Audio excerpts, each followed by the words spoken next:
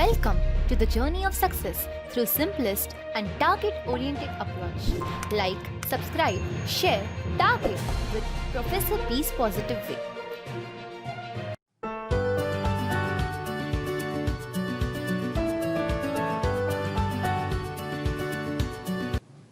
नमस्कार विद्यार्थी मित्र, इयत्ता 10वीतील विज्ञान आणि तंत्रज्ञान या विषयातील भाग नंबर 2 मधील प्रकरण 3 किंवा चॅप्टर नंबर 3 मध्ये सजीवातील ज्या जीवन प्रक्रियातला जे की हा दुसरा चॅप्टर्स आहे, यामध्ये सर्वाधिक स्ट्रेस हा रिप्रोडक्शन किंवा प्रजनन या घटकावर दिलेला आहे, या जीवन प्रक्रियेवर दिलेला आहे. या सत्रामध्ये आपण प्रजननाचे प्रकार पाहणार आहोत. अलैंगिक प्रजनन काय आहे, लैंगिक प्रजनन काय आहे, त्याचबरोबर मनुष्य आणि स्त्रियातील प्रजनन संस्था कशा पद्धतीने विकसित झालेली आहे, त्यामध्ये कुठले भाग आहे आणि त्यातून जी काही बाळाची निर्मिती होते, फिटसची निर्मिती होते, ती कशा प्रकारे होते, त्यातील कुठले अनाटॉमिकल भाग यामध्ये येतात. मनुष्य त्याचबरोबर साधारणपणे वनस्पतीच्या अँगलचा देखील यामध्ये अंतर्भाव करण्यात आलेला आहे. त्याचबरोबर या रिप्रोडक्शन चॅप्टर्समध्ये जाता जाता लैंगिक आरोग्य काय, 2 आजारांचा उल्लेख केलेला आहे. हे 2 आजारांची लक्षणे काय हेही आपल्या या ठिकाणी मेन्शन केलेलं आहे. या सर्वांचा आढावा आपण या सेक्शनमध्ये स्पर्धा परीक्षेच्या अँगलने घेणार आहोत. हे सर्वात महत्त्वाचं आहे.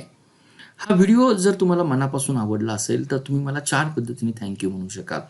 एक तर या व्हिडिओला लाईक करून, 2 हा व्हिडिओ आपल्या मित्रपरिवारामध्ये शेअर करून, 3 टार्गेट कॉम्पिटिटिव्ह एक्झाम या चॅनलला सबस्क्राईब करून, आणि 4 भविष्यामध्ये अशा अनेक व्हिडिओ बनविण्यासाठी मला तुमच्या मोटिवेशन आणि सहकार्याची गरज आहे. या व्हिडिओच्या शेवटी दिलेल्या पेटीएम नंबरवर आपण एक व्हॉलंटरी डोनेटर व्हावं, ही एक विनंती आणि आशा. Let's target competitive exam with professor बीज पॉझिटिव्ह वे. लाईफ प्रोसेस किंवा जीवन प्रक्रिया यामध्ये अनेक घटकांचा, अनेक अवयव संस्थांचा संबंध येतो. यामध्ये डायजेस्टिव्ह सिस्टीम्स आहे, रेस्पिरेशन्स आहे, सर्क्युलेटरी सिस्टीम्स आहे, एक्सिक्युटिव्ह सिस्टीम्स आहे, रिस्पॉन्स सिस्टीम्स आहे, ज्याला आपण प्रतिसाद म्हणू शकू किंवा आपण त्याला कंट्रोल सिस्टीम असं म्हणूया. ह्या ज्या काही सिस्टीम्स आपण मेन्शन्स केलेल्या आहेत त्या इंडिव्हिज्युअली वर्क करतात. त्याचबरोबर संपूर्ण सजीवाला एक फ्रुटफुल काम करण्यासाठी त्यांच्यामध्ये कोऑर्डिनेशन असतं, त्यांच्यामध्ये समन्वय असतो. म्हणजे या सिस्टीम पोषण, श्वसन, रक्ताभिसरण मी ज्या काही मेन्शन्स केलेल्या आहेत त्या सजीवाला जिवंत राहण्यासाठी महत्त्वाच्या आहेत. परंतु याही व्यतिरिक्त एक जी काही सिस्टीम आहे जिला आपण प्रजनन किंवा रिप्रोडक्शन असं म्हटलं जातं, ती कुठल्याही सजीवाला हे जिवंत राहण्यासाठी हिचा काहीही पर्पज नसतो. परंतु तरी देखील ही इसेन्शियल सिस्टीम का आहे? कारण या प्रजनन सिस्टीममुळेच हा सजीव किंवा एखादी प्रजाती आपल्या इतर प्रजातीची निर्मिती करते, त्यांचं पुनरुत्पादन करतं, जेणेकरून तिचा जो काही आपण म्हणूया जिवंत राहण्यासाठी मदत केली जात आहे. प्रत्येक प्रजातीच्या उत्क्रांतीसाठी जी काही सिस्टीम किंवा जीवन प्रक्रिया सर्वात महत्त्वाची आहे, त्या इव्होल्युशनसाठी कारणीभूत असणाऱ्या घटकांपैकी एक जो काही घटक आहे त्याला आपण या ठिकाणी प्रजनन असं म्हटलं जातं. तर प्रजनन हे जिवंत राहण्यासाठी उपयोगाचं नाही, तर प्रजनन हे सजीवासाठी त्याच्या प्रजाती पुढे नेण्यासाठी, त्याची प्रजाती जिवंत ठेवण्यासाठी या ठिकाणी मदत करतं. या रिप्रोडक्शनचे साधारणपणे आपल्याला 3 प्रकार आहेत. पहिला जो काही प्रकार ज्याला काही म्हटलं जातं आपण त्याला अमायटोसिस असं म्हटलं जातं. दुसरा जो काही प्रकार आहे त्याला आपण मायटोसिस असं म्हटलं जातं, आणि जो काही तिसरा प्रकार आहे त्याला आपण मिओसिस असं म्हटलं जातं. तर अगदी प्रिमिटिव्ह फॉर्म्समध्ये किंवा असं म्हणूया की एका सेल्स पासून कुठलीही कॉम्प्लेक्स प्रोसिजर न तयार होता 2 पेशी तयार होण्याची, पेशी विभाजनाची किंवा प्रजननाची जी काही प्रक्रिया आहे त्या प्रक्रियेला आपण अमायटोसिस असं म्हटलं जातं. मोस्टली जीवाणूमध्ये, मोस्टली ईस्टमध्ये ही प्रक्रिया घडून येते. परंतु मायटोसिस ही प्रक्रिया जीवाणूमध्येही घडून येते, पण कम्पॅरेटिव्हली याच्यामध्ये स्टेजेस आहेत. या मायटोसिसलाच आपण अलैंगिक प्रजनन असं म्हटलं जातं. या ठिकाणीच आपण मेन्शनही केलेलं आहे. नंतरची जी काही मिओसिस जी काही सेल विभाजनाची प्रक्रिया आहे ती मोस्टली आपल्याकडे लैंगिक प्रजननाचा एक भाग आहे. याही व्यतिरिक्त आज आपल्याला प्रजननाचे जे काही भाग आहे या तिन्ही गोष्टी मी या ठिकाणी जे काही मेन्शन्स केल्या तुम्हाला सेल विभाजन कशा पद्धतीनं होतं की सेल डिव्हिजनचे किती प्रकार आहे या अँगलने या ठिकाणी मेन्शन्स केलेले आहेत. परंतु ही सेल डिव्हिजनचे प्रकार हे प्रजननामध्ये एका पेशीपासून दुसऱ्या पेशीची निर्मिती होत असताना किंवा एका जातीपासून त्याच पद्धतीची परत एक सजीव कंटिन्युअस होत असताना त्या निर्मितीसाठी हा घटक सर्वात आवश्यक असतो. या स्लाइड्समध्ये आपल्याला सेक्शुअल रिप्रोडक्शन आणि असेक्शुअल रिप्रोडक्शन जे प्रजननाचे दोन आपण क्रूड फॉर्ममध्ये विभाजन करतो त्यापैकी आपल्याला असेक्शुअल रिप्रोडक्शन हा भाग या ठिकाणी पाहिला जातो. तर असेक्शुअल रिप्रोडक्शन म्हणजे काय की यातून सजीवांची निर्मिती होण्यासाठी एकाच पेशीपासून किंवा एकाच पॅरेंट सेल्स पासून दुसरा सजीव हा निर्माण केला जातो. दुसरं म्हणजे या ठिकाणी कुठलंही मेल आणि फिमेल भाग हा पार्टिसिपेट करत नाही. या ठिकाणी कुठलेही युग्मक तयार होत नाही. फॉर एक्झाम्पल आपल्याला इझिली लक्षात येऊन जाईल की ज्यावेळेस आपण सेक्शुअल रिप्रोडक्शन असं म्हटलं जातं आणि असेक्शुअल रिप्रोडक्शन असं म्हटलं जातं. सेक्स याच्यामध्ये मेल आणि फिमेल यांचा अंतर्भाव असतो. मे बी वनस्पती असेल किंवा या ठिकाणी प्राणी मात्र असेल आणि मेल आणि फिमेलकडून जी काही निर्मिती केली जाते त्यालाच आपण गमीट असं म्हटलं जातं. मराठीमध्ये आपण त्याला युग्मक असं म्हटलं जातं. मेलचा हा पुयुग्मक असेल त्याचबरोबर स्त्रीचा हा युग्मक असेल त्यालाच आपण स्त्री युग्मक असं म्हटलं जातं. या दोघांचं कॉम्बिनेशन होऊन झायगोट निर्माण होणं म्हणजे मेल आणि फिमेल पार्टनरचं इन्व्हॉल्व असणं याला सेक्शुअल रिप्रोडक्शन किंवा लैंगिक रिप्रोडक्शन असं म्हटलं जातं. पण असेक्शुअल्समध्ये या ठिकाणी दोघं जण भाग घेत नाहीत. कुठलाही एक पॅरेंट यातून भाग घेतो आणि या पॅरेंटपासून नवीन सजीवाची निर्मिती होते. त्यामुळं या ठिकाणी एकच भाग असल्यामुळे दोन भिन्न पेशी या ठिकाणचा संयोग होत नसल्याने हा जो काही सजीव निर्माण होतो हा एक्झॅक्टली त्याच्या पॅरेंट सेल सारखाच असतो. म्हणून आपण असेक्शुअल रिप्रोडक्शन पासून ज्या जाती प्रजाती निर्माण होतात त्या तंतोतंत त्याच्या पॅरेंट सेल सारखीच असतात. त्यालाच आपण क्लोन असं म्हटलं जातं. आणि ही जी काही प्रक्रिया होते असेक्शुअल रिप्रोडक्शनची मोस्टली त्याच्यामध्ये जो सेल डिव्हिजनचा भाग कारणीभूत ठरतो त्याला आपण गुणसूत्री विभाजन असं म्हटलं जातं.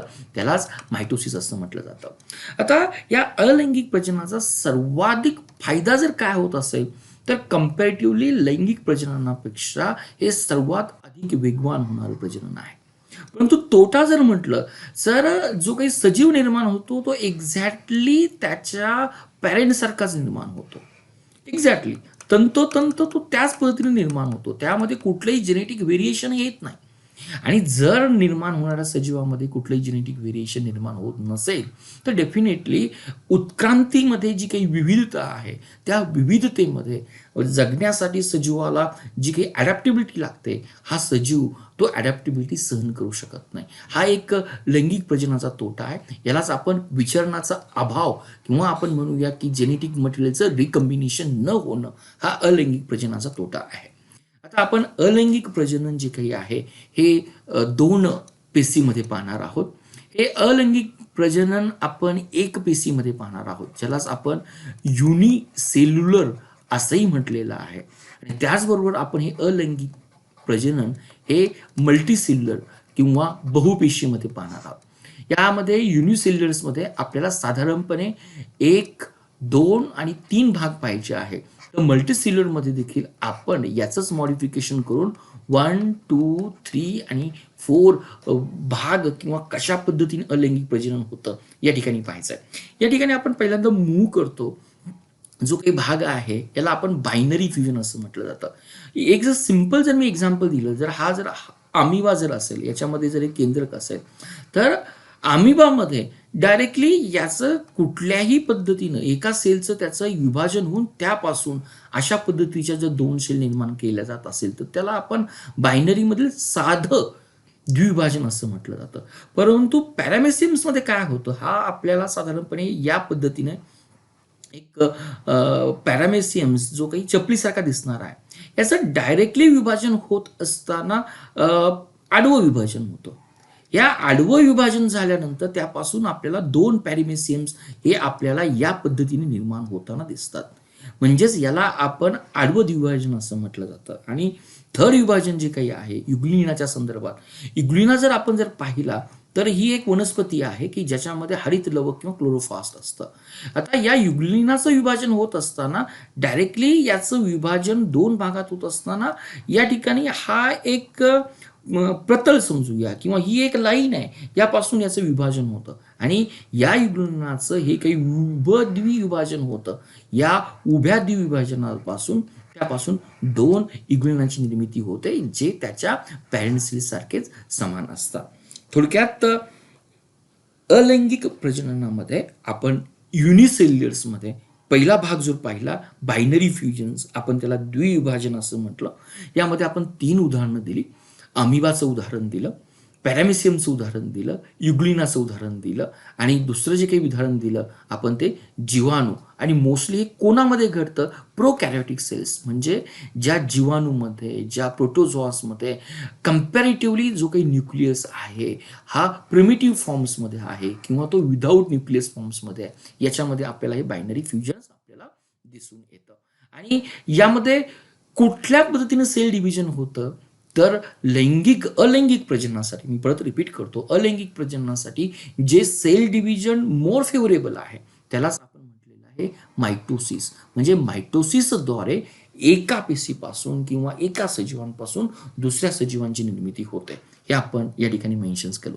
आता एकपेशीय सजीवांमधील दुसरं पहिल्यांदा आपण पाहिलं की बायनरी, म्हणजे एका सजीवापासून 2 सजीवांची निर्मिती होणं. मल्टिपल फ्युजन याचा अर्थ काय होतो?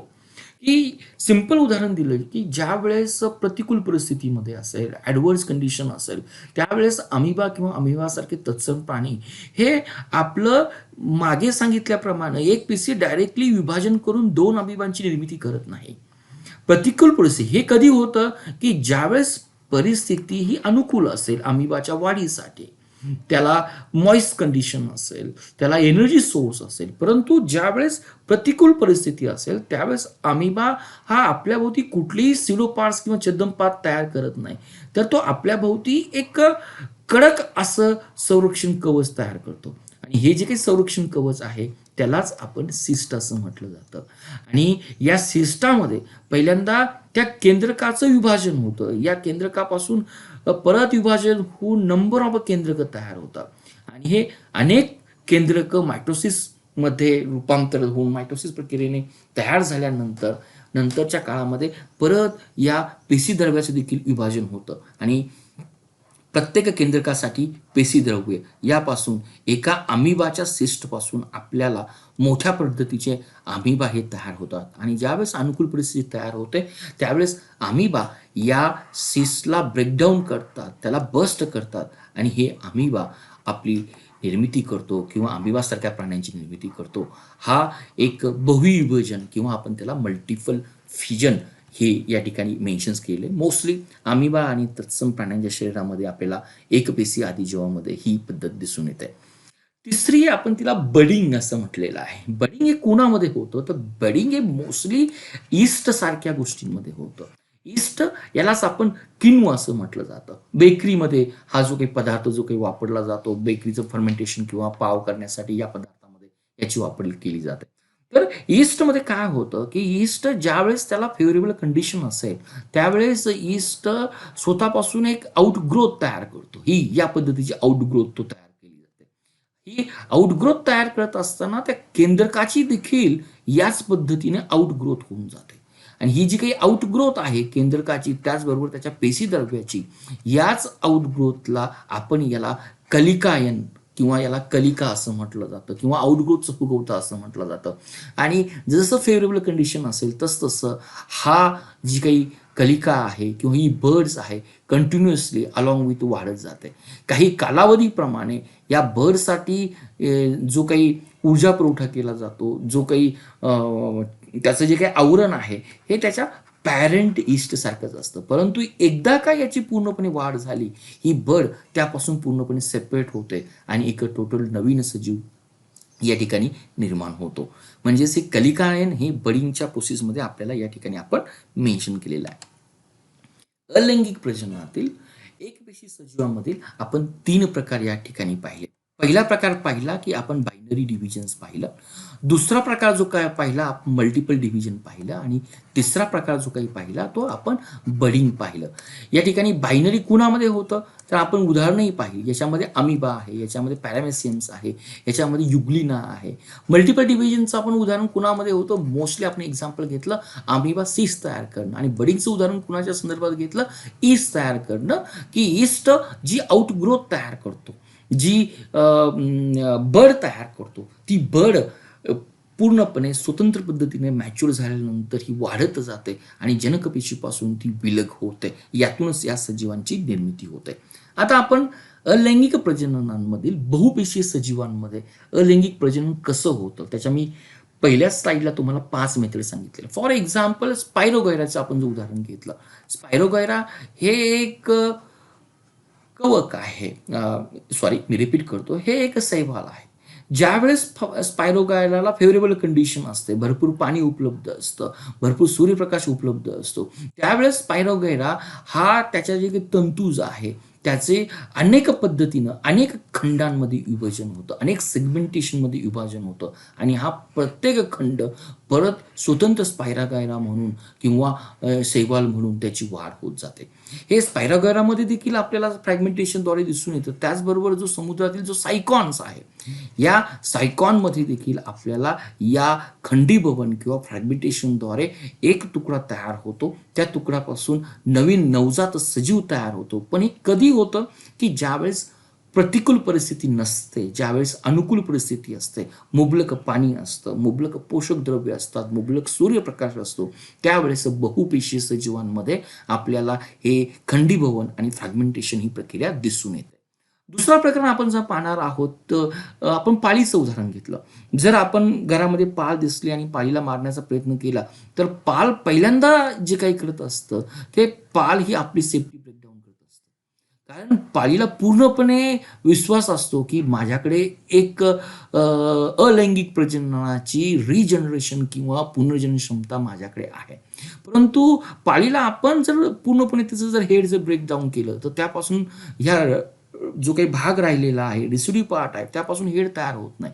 म्हणजे पाळीच्या संदर्भात किंवा काही सजीवांच्या संदर्भात काहीच भाग रिजनरेट होतो. म्हणून हे मर्यादित पुनर्जन्माचं उदाहरण आहे. हे मर्यादित आहे. परंतु जो प्लॅनेरिया सारखा जो आपल्याकडे प्लॅन्थिमन्स आहे या पद्धतीचा हा प्लॅनेरिया असतो. या प्लॅनेरियाचा मोस्टली हा पोटाचे आजार प्राण्यांच्यामध्ये निर्माण करतो. याचा कुठलाही भाग जरी ब्रेक झाला, जसं पाळीच्या संदर्भात केवळ सेफ्टी ब्रेक झाली तर त्या भागापासून त्याची सेफ्टी निर्माण होते. पण प्लॅनेरीच्या संदर्भामध्ये याचा अगदी सेप्टाकडचाही भाग ब्रेक झाला किंवा मानेकडचाही जरी भाग ब्रेक झाला तर अगदी या तुटलेल्या भागापासून देखील पूर्णपणे प्लॅनेरिया तयार करण्याची त्याची वृत्ती असते. हा रिजनरेशनचा एक मर्यादित पुनर्जनन आणि दुसरं पूर्ण पुनर्जनन हे आपण दोन उदाहरणं देऊ शकतो. दुसरा प्रकार जो काही आहे बहुपेशीय याचा की आपण पाहूया की फॉर एक्झाम्पल बडिंग. या ठिकाणी आपल्याला जे काही एक्झाम्पल दिलं जातं ते हायड्राचं उदाहरण दिलं जातं. हायड्रा हा ज्यावेळेस हायड्राची पूर्णपणे वाढ होते या ठिकाणी त्याच्या ज्या काही टेंटॅकल्स असतात फेवरेबल कंडिशनमध्ये हा हायड्रा परत अगदी बडिंगसारखं जे मागे आपण कलिकायन पाहिलं, ईस्टच्या संदर्भात पाहिलं, कवकाच्या संदर्भात पाहिलं, तर ही जी काही आउटग्रोथ तयार होते ह्या आउटग्रोथ पासून परत पुन्हा जसजशी मॅच्युअर होत जाते तसतशी ही मॅच्युअर होत झालेली हाच जी काही आउटग्रोथ आहे नंतरच्या काळामध्ये पूर्णपणे मॅच्युअर झाल्यापासून यापासून सेपरेटली नवजात हायड्रा तयार होतो. म्हणजे हायड्रा हा प्राण्यांच्या मध्ये आपल्याला ही मुकलायन दिसते. परीक्षेमध्ये आपल्याला प्रश्न हे विचारले अशाच पद्धतीने जातील की रिजनरेशनचं उदाहरण कुठलं आहे, मुकलनाचं उदाहरण कुठल्या प्राण्यांमध्ये दिसतं. त्यामुळं ही प्रोसिजर डायग्रामच्या द्वारे समजून घेण्याच्या पलीकडे आपण त्यातील एक्झाम्पल लक्षात ठेवणं या ठिकाणी सर्वात महत्वाचं आहे. चौथ्या प्रोसिजरमध्ये अलैंगिक प्रजननातील आपण जातोय की व्हेजिटेटिव्ह प्रोपोगेशन. आपण शेतकऱ्यांमध्ये देखील पाहिलं जातं की ऊसाची लागवड कशी केली जाते. ऊसाची लागवड ऊसाचा कांडा घेतला जातो आणि त्या कांड्यावर किंवा जे काही नोट्स असतात आपण त्याला म्हणतो डोळा असतो. हे जे काही मुकुल असतं या मुकुलापासूनच परत पूर्णपणे ऊसाची निर्मिती म्हणजे ऊस घेतलं, गवत घेतलं, जर कांड्यावर जो काही भाग असतो त्यापासून आपल्याला जे काही पूर्णपणे ऊस निर्माण होतो हे एक अलैंगिक रिप्रोडक्शनचाच भाग आहे. त्याचबरोबर आपण पानफुटी जर घेतली, पानफुटी म्हणजेच ब्रायोफायटा जर घेतला तर ब्रायोफायटाच्या प्रत्येक पानावर याच पद्धतीनं मुकुल असतात, ज्या काही बर्ड्स असतात. आणि हा जरी पान आपण लावलं तर या पानापासून परत नवीन या वनस्पतीची निर्मिती होते. तीच गोष्ट आहे, गाजर आहे, मुळा आहे, यांच्या अगदी मुळापासून, रताळ्यापासूनच्या मुळापासून आपण नवीन वनस्पती निर्माण करू शकतो. यालाच आपण व्हिजिटेटिव्ह प्रोपगेशन असं म्हटलं जातं. आणि मोस्टली वनस्पतीमध्ये आपल्याला ही बहुपेशीय वनस्पतीमध्ये आपल्याला ही शाकीय प्रजननाची पद्धत दिसून येते किंवा ऑब्झर्वेशनमध्ये मिळते. आणि शेवटचा जो काही प्रकारचा आहे बहुपेशीय मधला अलैंगिक प्रजननाचा, तो पावासारख्या ठिकाणी किंवा ब्रेडवर आपण जर अंधारा कोठलीमध्ये जर हा ब्रेडचा तुकडा जर ठेवला तर काही काळानंतर आपल्या ब्रेडवर एक बुरशी आलेली दिसते. ही बुरशी म्हणजेच आपण हिला काय म्हणतो, म्युकर असं म्हणतो. ही म्युकरची जर रचना मायक्रोस्कोप खाली जर पाहिली तर म्युकर्समध्ये आपल्याला हे तंतुमय रचना, फायबर टाईपची रचना असते आणि त्याला एक बीजाणुधानी असते. आणि या बीजाणुधानी ज्यावेळेस पूर्णपणे मॅच्युअर्स होते, या बीजाणुधारामध्ये बीजाणू असतात, स्पोर्स असतात. एकदा हे मॅच्युअर झाले की ही बीजाणुधानी पूर्णपणे बस्ट होते आणि त्यातून अनेक स्पोर्स हे बाहेर पडले जातात. आणि हे स्पोर्स परत पुन्हा नवीन बीजाणूची निर्मिती करण्यासाठी आपल्याला त्याची निर्मिती होताना दिसते. तर साधारणपणे अलैंगिक प्रजननाचे आपण दोन ठिकाणी डिव्हिजन केलं. एक डिव्हिजन होतं की युनिसेल्युलर सेल्समध्ये एकपेशीय मध्ये 3 प्रकार आपण पाहिले आणि बहुपेशीय मध्ये आपण 5 प्रकार पाहिले. परीक्षेच्या दृष्टीने मी परत पुन्हा रिपीट करतो, आपल्याला प्रत्येकाचं उदाहरण असणं गरजेचं आहे. अलैंगिक प्रजनन हा सृष्टीमधील क्लोन निर्मिती करण्यासाठी, म्हणजे ज्या पॅरेंटपासून सजीव निर्माण होतो तो त्या पॅरेंट सारखाच तंतोतंत सारखा असतो, सर्वात फास्टेस्ट प्रोसिजर. आणि दुसरा एक तोटा आपण पाहिला की याच्यामध्ये कुठलंही जेनेटिक व्हेरिएशन निर्माण होत नाही. अगदी कमी प्रमाणात जोपर्यंत याच्यामध्ये म्युटेशन होत नाही तोपर्यंत आपल्याला जेनेटिक व्हेरिएशन आपल्याला दिसत नाही. त्यालाच आपण विचरण असं म्हटलं जातं. हा या अलैंगिक प्रजननाचा एक तोटा आहे. आता आपण पुढे मूव्ह करतो लैंगिक प्रजनन. आता लैंगिक प्रजननामध्ये आपल्याला 2 घटकाची निर्मिती गरजेचं आहे. लैंगिक प्रजनन हे वनस्पतीमध्ये पण होतं, प्राण्यांमध्ये पण होतं, परंतु या ठिकाणी मी मुद्दाम मनुष्याचं उदाहरण घेणार आहे.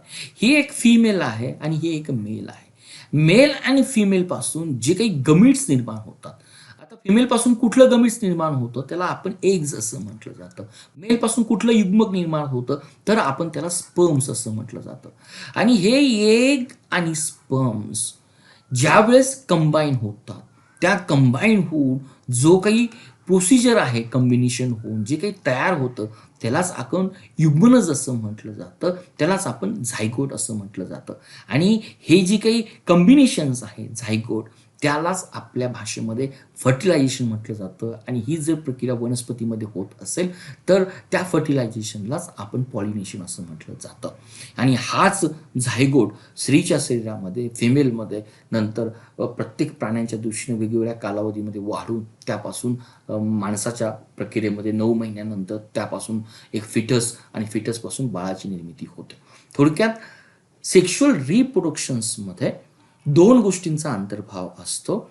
यामध्ये गमिट्स तयार होतात आणि हे गमिट जे काही असतात हे आपण एक किंवा आपण त्याला हॅप्लॉइड किंवा हे यन प्रकारचे असतात. म्हणजे मनुष्याच्या संदर्भामध्ये मेल ज्या टेस्टिसपासून स्पर्मची निर्मिती होते त्यामध्ये 46 क्रोमोझोम्स असतील. 46 दाखवत असताना आपण 2n हे गुणसूत्र दाखवतं, परंतु यातून जो काही स्पर्म निर्माण झालेला आहे त्या स्पर्म्समध्ये 2nच्या ऐवजी n म्हणजे किती क्रोमोझोम्स आहेत तर त्याच्यामध्ये केवळ 23 क्रोमोझोम्स आहेत.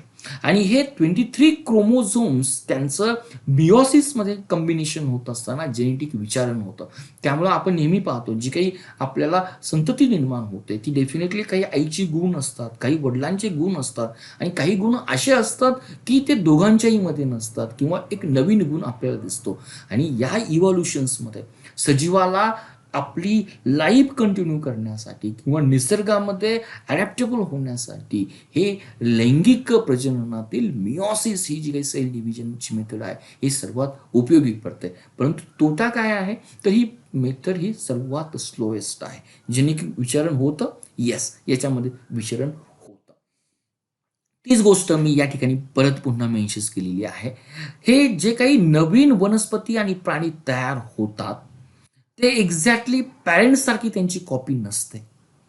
त्यांच्यामध्ये एक बदल झालेला असतो आणि तो बदल कशानुसार झालेला असतो, तर त्या येणाऱ्या सजीवाला बदलत्या वातावरणाशी जुळून घेण्यासाठी त्याच्यामध्ये बदल झालेला असतो. म्हणजे वनस्पती आणि प्राणी यांना नामशेष होण्यापासून वाचवण्यासाठी सेक्शुअल रिप्रोडक्शन ही सर्वात महत्त्वाची मेथड्स आहे.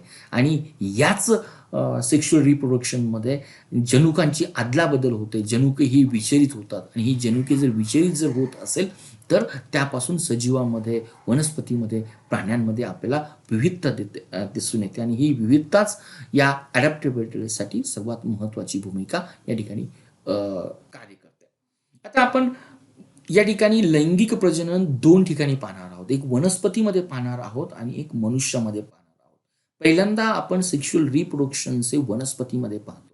आता वनस्पतीमध्ये सेक्शुअल रिप्रोडक्शन ज्या ऑर्गन्समध्ये, ज्या अवयवामध्ये घडून येतं किंवा जो अवयव रिस्पॉन्सिबल असतो त्याला आपण फ्लॉवर असं म्हटलं जातं.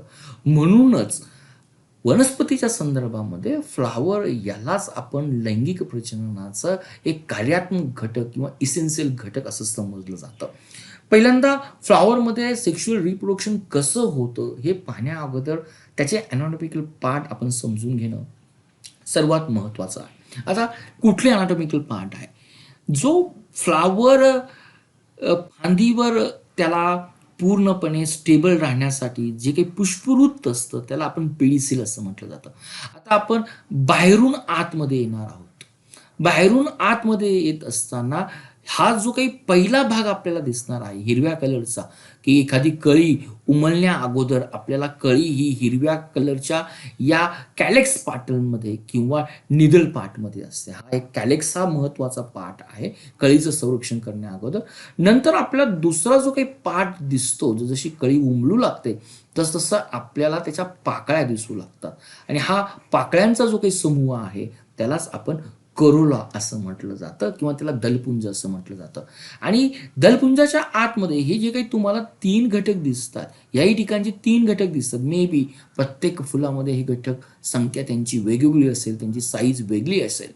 तर हे जे काही घटक आहे त्याला आपण एक मेल पार्ट असं म्हटलं जातं. या मेल पार्टलाच आपण अँड्रोशियम्स असं म्हटलं जातं. मेल पार्टला अँड्रोशियम्स म्हटलं जातं आणि हा जो काही मधला पार्ट आपल्याला दिसतोय त्यालाच आपण फिमेल पार्ट असं म्हटलं जातं आणि फुलामध्ये यालाच जायंग असं म्हटलं जातं. त्यालाच आपण गायनोशियम्स असं म्हटलं जातं.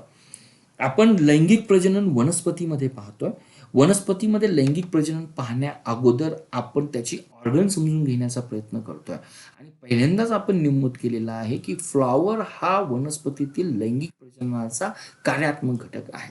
आपण 4 भाग पाहिले, परंतु 4 भागामध्ये जे लैंगिक प्रजननामध्ये जे काही भाग सहभागी होतात ते केवळ 2च भाग आहे. हा एक पुंमंग आहे, याला आपण अँड्रोशियम्स असं म्हटलं जातं आणि दुसरा भाग लैंगिक प्रजननामध्ये फिमेलच्या बाजूने भाग घेतो त्यालाच आपण गायनोसियम्स असं म्हटलं जातं किंवा आपण त्याला जायंग असं म्हटलं जातं. म्हणून या भागांना, या मंडळाला आपण इसेन्शियल ओल्स असं म्हटलं जातं. आणि इतर जे काही 2 भाग मी तुमच्याशी मेन्शन केले, निदलपुंज आहे, दलपुंज आहे. निदलपुंज हे कळीचं संरक्षण करण्यासाठी आहे, तर दलपुंज परागीभवन क्रियेमध्ये कीटकांना आहे, पक्ष्यांना आहे, आकर्षित करण्याचं काम आहे. या ठिकाणी आपण अँड्रोसियम आणि गायनोशियम या पार्टवर अधिक भर देणार आहोत. आता मागच्या डायग्राम्समध्ये आपण हा जो काही पुमंग पाहिला, अँड्रोसियम जर पार्ट जर पाहिला तर आपल्याला या पद्धतीची ही रचना दिसेल. मधला पार्ट जो काही आहे या मधल्या पार्टला हा जो काही स्त्री घटक आहे किंवा फिमेल घटक आहे, आपण याला जायंग असं म्हटलं आहे. यालाच आपण गायनोसियम असं म्हटलं जातं. मराठीमध्ये आपण त्याला जायंग असं म्हणतो. आणि याच्याच बाजूला जो काही भाग आपण पाहिला आहे यालाच आपण पुमंग किंवा मेल पार्ट असं म्हटलं. थोडासा मी डार्क कलरने दाखवला जातो. तर यातील जे काही घटक आहे यालाच आपण पुमंग किंवा अँड्रोसियम्स असं म्हटलं जातं. आता याचे प्रत्येकाचे इंडिव्हिज्युअल पार्ट आहे. जसं गायनोसियम्समध्ये याला आपण स्टिग्मा म्हणतो, याला आपण स्टाईल म्हणतो, हा जो काही पोर्शन आहे त्याला ओरी म्हणतो. आणि हे जे काही संपूर्ण भाग गायनोसियमचे जे काही आहे त्यालाच जे काही नाव दिलं जातं, प्रत्येक घटकांना एकत्रित नाव जे काही दिलं जातं याला आपण कार्पेल असं म्हटलं जातं. त्याला स्त्रीकेसरही आपण म्हटलं जातं. आणि दुसरं जे पुमंगाच्या संदर्भात आहे, हा जो काही भाग आहे त्याला आपण अँथर असं म्हणतो, हा जो काही भाग आहे त्याला आपण फिलामेंट्स असं म्हणतो. आणि या सर्व घटकांना एकत्र मिळून जे काही नाव दिलं जातं त्याला आपण स्टॅमिन असं म्हटलं जातं. तर हाच संदर्भ आपल्याला रिप्रोडक्शन समजून येण्यासाठी सर्वात महत्त्वाचा ठरेल. ज्यावेळेस फुलामध्ये ज्यावेळेस आपण एखादं फूल घेतो, ज्यावेळेस त्या फुलामध्ये जसं या डायग्राम्समध्ये दाखविल्याप्रमाणे दोन्ही भाग असेल, म्हणजे गायनोसियम पण असेल, त्याचबरोबर हाही भाग एकाच फुलामध्ये असेल, पुमंग म्हणजे फिमेल पार्ट आणि मेल पार्ट जर एकत्र असेल तर त्या फुलांना आपण बायसेक्शुअल फ्लॉवर असं म्हटलं जातं. याचं बेस्ट एक्झाम्पल आहे हिबस्कस किंवा आपण त्याला उभयलिंगी फुल असं म्हटलं जातं. परंतु पपई सारख्या झाडामध्ये आपण जर पाहिलं तर एकाच झाडामध्ये केवळ पुमंग किंवा ॲड्रोसियम असणारेच फुलं असतात.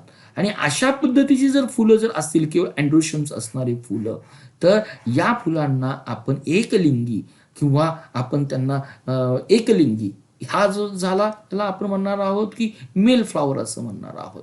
यालाच आपण नाव देणार आहोत की मेल फ्लॉवर.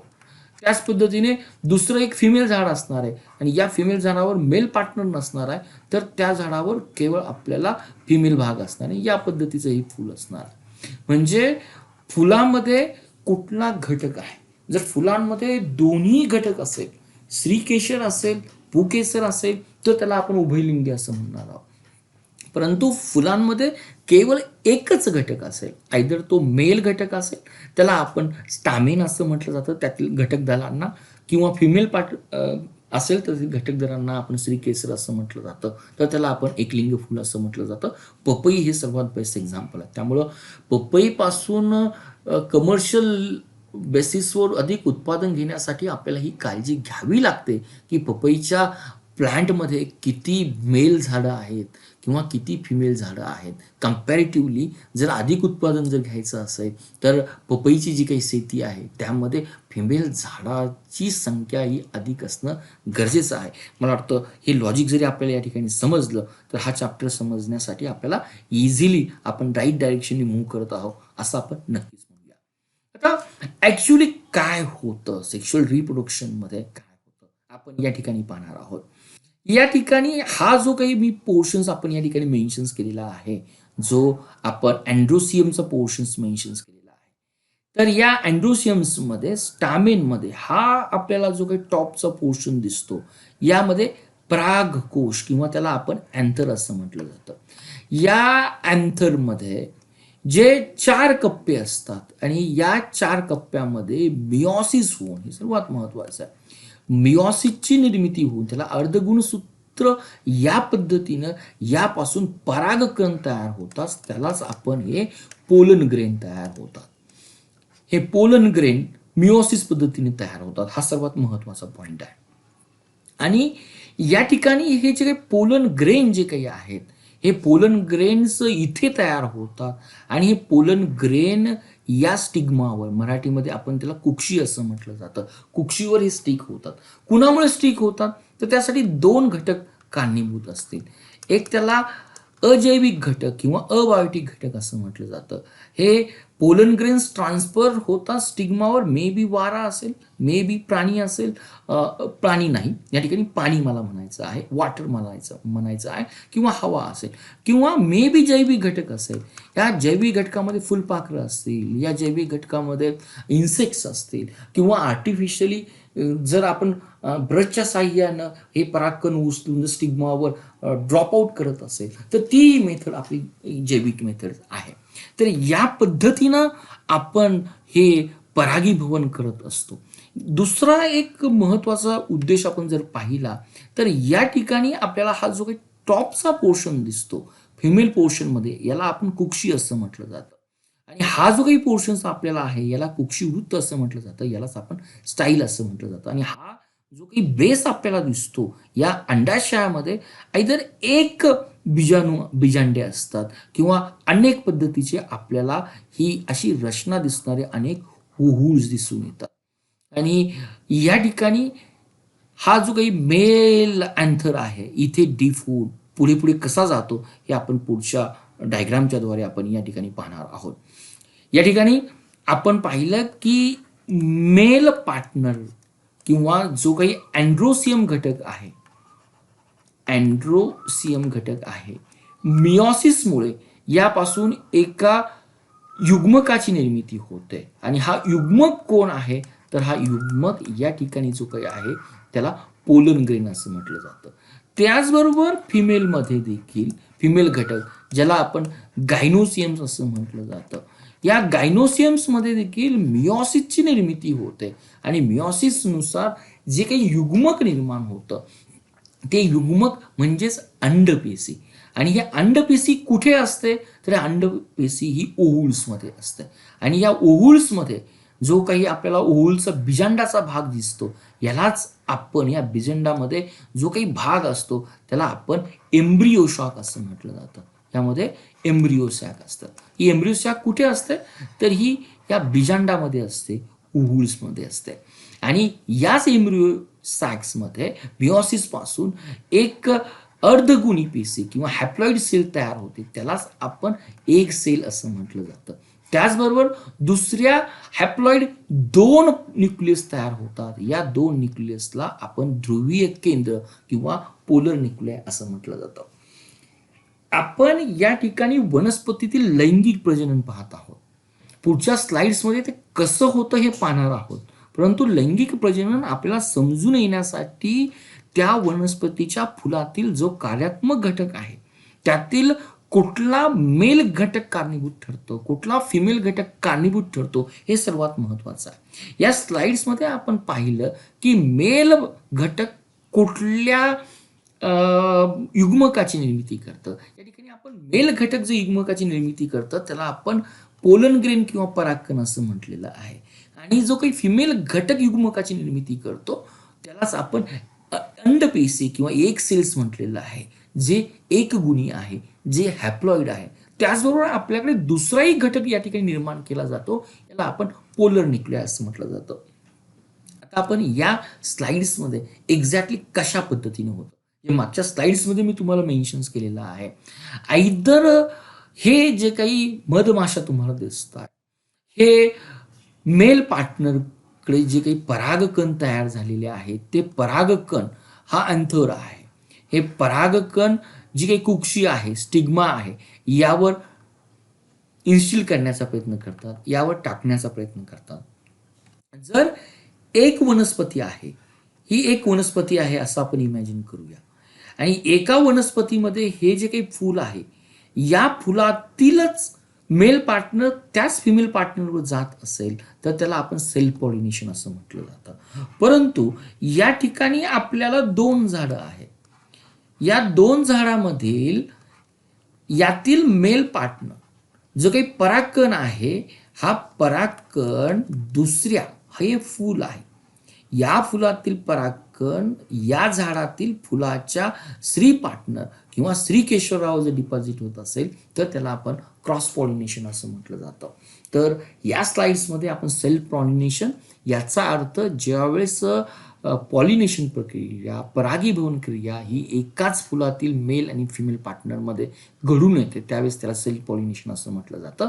ज्यावेळेस परागीभवन किंवा परागन क्रिया ही एकाच जातीच्या परंतु 2 भिन्न वनस्पतीतील 2 फुलांमध्ये घडून येते त्यावेळेस आपण त्याला क्रॉस पॉलिनेशन असं म्हटलं जातं. आणि हीच घटना जर मानवामध्ये किंवा प्राण्यांमध्ये जर घडत असेल तर त्याला आपण फर्टिलायझेशन असं म्हटलं जातं. आता प्रोसिजर्समध्ये पॉलिनेशन्समध्ये काय घडतं? पॉलिनेशन्समध्ये या ठिकाणी आपण पाहिलेला आहे जैविक घटकामुळं किंवा अजैविक घटकामुळं हा जो काही पोर्शन्स आहे याला गायनोसियम्स असं म्हटलेलं आहे. आणि यातील प्रत्येक घटकाला आपण कार्पियन नाव दिलेले. 3 भाग दिसतात आपल्याला. एक आहे स्टिग्मा, एक आहे स्टाईल आणि दुसरा आहे ओव्हरी. या भागामध्ये ज्यावेळेस हे पोलन ग्रेन या ठिकाणी डिपॉझिट होत आहेत, स्टिग्मावर डिपॉझिट होत आहे, त्यावेळेस फेवरेबल कंडिशन मधून हा पोलन ग्रेन स्वतःची एक ट्यूब तयार करतो. या ट्यूबलाच आपण नाव दिलेलं आहे पोलन ट्यूब. आणि या पोलन ट्यूब्समध्ये या पोलन ग्रेन पासून 2 न्यूक्लियस तयार होतात, 2 न्यूक्लिया तयार होतात. आणि हेच जे काही 2 न्यूक्लिया तयार होतात हे 2 पुयंमक आहे, ज्याला आपण मेल गमीट असं म्हटलं जातं.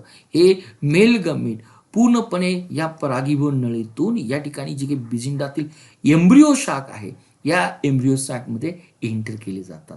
आणि परागनळीचं जे काही एट द टीप आहे ते ब्रेक झाल्यानंतर या ठिकाणचे हे मेल गमीट या ठिकाणी या एम्ब्रिओ सॅकमध्ये येतात.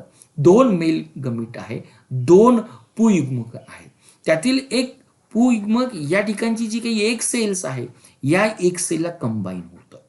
म्हणजे या ठिकाणी एक सेलला कंबाईन झाल्यानंतर, कॉम्बिनेशन झाल्यानंतर 2 पुयुग्मक आहे. हा एक फिमेलचा पुयुग्मक आहे आणि हा जो काही आहे तो एक मेलचा पुयुग्मक आहे. तर यांचं कॉम्बिनेशन झाल्यानंतर आपल्याला भ्रूण तयार होतो. या भ्रूणालाच आपण झायगोट असं म्हटलं जातं. हे झालं पहिलं फर्टिलायझेशन. आणि दुसरा जो परागनलिकेतून पुयुग्मक येतोय तो या ठिकाणी पोलर न्यूक्लियसशी किंवा जे काही 2 पोलर न्यूक्लिया आहे त्यांच्याशी कंबाईन होतो, त्यांच्याशी फर्टिलायझेशन होतं. म्हणजे वनस्पतीच्या संदर्भामध्ये आपल्याला 2 ठिकाणी फर्टिलायझेशन दिसतं, कारण या ठिकाणी 2 पुयुग्मक तयार होतात. म्हणून वनस्पतीतील फर्टिलायझेशनला आपण डबल फर्टिलायझेशन ही टर्म्स या ठिकाणी नमूद करतो. आता मानवाच्या संदर्भात आपण मेन्शन्स करत असताना की मानवाचं गुणसूत्र पाहूया, की आपली मनुष्याची प्रत्येक पेशी घेतली, मनुष्यामध्ये या ठिकाणी आपण येतोय पुरुष हा घटक येतोय, या ठिकाणी स्त्री घटक येतोय. तर पुरुषाच्या प्रत्येक पेशीमध्ये 23 गुणसूत्राच्या जोड्या असतील, 1 ते अगदी 23 पर्यंत असेल. म्हणजे टोटल आपल्याकडे 46 गुणसूत्र आहे. तीच गोष्ट स्त्रीमध्ये देखील 1 पासून या 23 जोड्या आहेत, 46 क्रोमोझोम्स आहेत. परंतु यातील जी काही शेवटची जोडी आहे, 23वी जोडी आहे, ती पुरुषांमध्ये एक्स वाय या क्रोमोझोम सारखी असते किंवा ही एक्स वाय क्रोमोझोम्स असं म्हटलं जातं. म्हणजे हे 44 क्रोमोझोम्स आणि शेवटची जोडी पुरुषांमधील. परंतु स्त्रीमध्ये देखील पहिले 1 ते 22 गुणसूत्राच्या जोड्या ह्या कायिक गुणसूत्र असं म्हटलं जातं किंवा त्याला ॲटोसोम्स असं म्हटलं जातं. आणि शेवटची जी 23वी जोडी आहे आपण तिला सेक्स गुणसूत्र असं म्हटलं जातं. त्या गुणसूत्राच्या जोडीमध्ये दोन्ही क्रोमोझोम्स एकसारखेच असतात, त्याला आपण एक्स एक्स असं म्हटलं जातं. म्हणजे या जेनेटिक मेकअपचा अभ्यास करत असताना आपल्याला या ठिकाणी लक्षात येतं की पुरुषाला जे काही पुरुषत्व दिलं जातं ते 23व्या गुणसूत्रातील वाय या घटकामुळे येतं. म्हणजे वाय घटक हा पुरुषाला पुरुषत्व देण्यासाठी कारणीभूत ठरतो.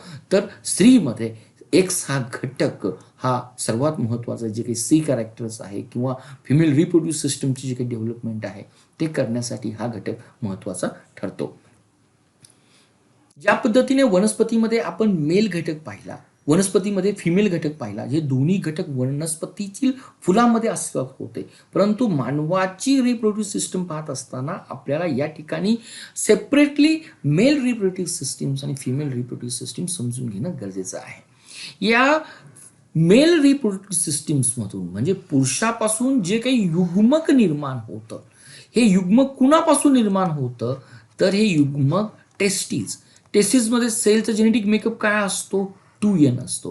आणि टेस्टिस पासून जो काही युग्मक निर्माण होतो त्यालाच आपण शुक्राणू किंवा स्पर्म्स असं म्हटलं जातं.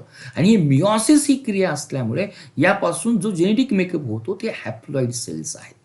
या डायग्राम्समध्ये आपण पुरुषाच्या प्रजनन संस्थेमध्ये कुठली ऑर्गन्स आहेत, कुठल्या ग्रंथी आहेत ह्या आपण डायग्रामच्या आधारे पाहणार आहोत. परंतु या स्लाइडचा क्रक्स अगदी मी तुम्हालाच दिलेला आहे. टेस्टिस पासून या ठिकाणी स्पर्मची किंवा मेल गमीटची निर्मिती होते. टेस्टिस या ठिकाणी हा पोर्शन तुम्हाला दिसतोय टेस्टिस. या टेस्टिसमध्ये जे काही सेमिनल वेसिकल्स असतात त्या सेमिनल वेसिकल्समध्ये या ठिकाणचा हा प्रश्न आहे. या सेमिनल वेसिकल्समध्ये स्पर्मची निर्मिती होते आणि हा स्पर्म्स अनेक नलिका आपण मेन्शन्स केलेल्या आहेत, ज्या ठिकाणी रिटी टेस्टिस आहे, जी आपल्याला टेस्टिसमध्ये दिसते.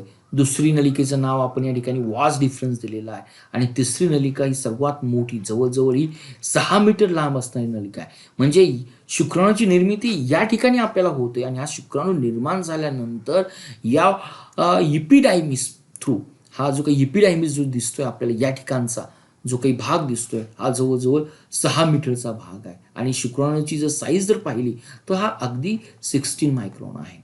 म्हणजे या छोट्याशा शुक्राणूला, स्पर्मला जवळजवळ 6.5 मीटर हा लंबा ट्रॅक इपिडायमिसमधून जर त्याला मूव्ह करायचा असेल तर त्या ठिकाणी त्याला एनर्जी लागते आणि ही एनर्जी कुठे दिली जाते तर मानवी रिप्रोडक्टिव्ह सिस्टीम पुरुषातील जी काही ग्रंथी आहे, सेमिनल व्हेसिकल्स आहे, या सेमिनल व्हेसिकल्समध्ये जो काही फ्रुक्टोज आहे, जो काही ग्लुकोजचा 1 प्रकार आहे फ्रुक्टोज ही एनर्जी त्या स्पर्मला मोटिवेट करण्यासाठी किंवा मोटाईल करण्यासाठी देत असतो. या पुरुषाच्या मेल रिप्रोडक्टिव्ह सिस्टीम्समध्ये आपण डक्ट्स पाहिल्या. परत आपण त्या डक्ट्स पाहूया. या ठिकाणी टेस्टिसमध्ये शुक्राणूची निर्मिती होते. हे शुक्राणू पहिल्यांदा रेटी टेस्टिसमध्ये वहन करतात, त्यानंतर वॉस इफ्रन्समध्ये त्यांचं वहन होतं, त्यानंतर एपिडायमिसमध्ये वहन होतं, त्यानंतर वॉस डिफरन्समध्ये थ्रू मूव्ह केले जातात आणि शेवटी जी काही इजॅक्युलेटरी ड्रग्स आहे त्यामध्ये वहन केलं जातं आणि कोप्युलेटच्या टाइम्समध्ये इंटरकोर्सच्या दरम्यान जे काही इजॅक्युलेशन्स होतं स्पर्म्सचं, हे ज्या कॉमन ट्रॅक्समध्ये होतं यालाच आपण इरेनोजेनायटल ट्रॅक्स असं म्हटलं जातं. म्हणजे हा ट्रॅक्समध्ये स्पर्मचं देखील वहन होतं, त्याचबरोबर या ठिकाणी युरिनचं देखील वहन होतं आणि हे वहन ज्याच्याद्वारे इजॅक्युलेशन होतं त्या ऑर्गनला आपण शिश्न असं म्हटलं जातं किंवा पेनिस असं म्हटलं जातं. तर या ठिकाणी ह्या डक्स कारणीभूत असतात. पण त्याही व्यतिरिक्त की स्पर्म्स हा केवळ त्याच्या वाढीसाठी जसं मेन्शन्स केलं फ्रुक्टोजची गरज आहे. फ्रुक्टोज कोण सिक्रेट केलं जातं तर ही जी काही आहे सेमिनल व्हेसिकल सिक्रेट करते. त्याचबरोबर या ठिकाणी आपल्याला कोपर ग्लँड दिसते, त्याच पद्धतीने प्रोस्टेट ग्लँड दिसते. ह्या ज्या काही ग्लँड्स आहे, कोपर ग्लँड आहे, प्रोस्टेट ग्लँड्स आहे, त्या स्पर्म्सला अधिक मॉइश्चर एन्व्हायरमेंट प्रोव्हाइड करण्यासाठी एक स्टिकी सिक्रेशन केलं जातं आणि हे स्टिकी सिक्रेशनच त्या मोटिलिटीला अजून आपण म्हणूया जगण्यासाठी एन्व्हायरमेंट क्रिएट करण्याचं काम या ठिकाणी करतात.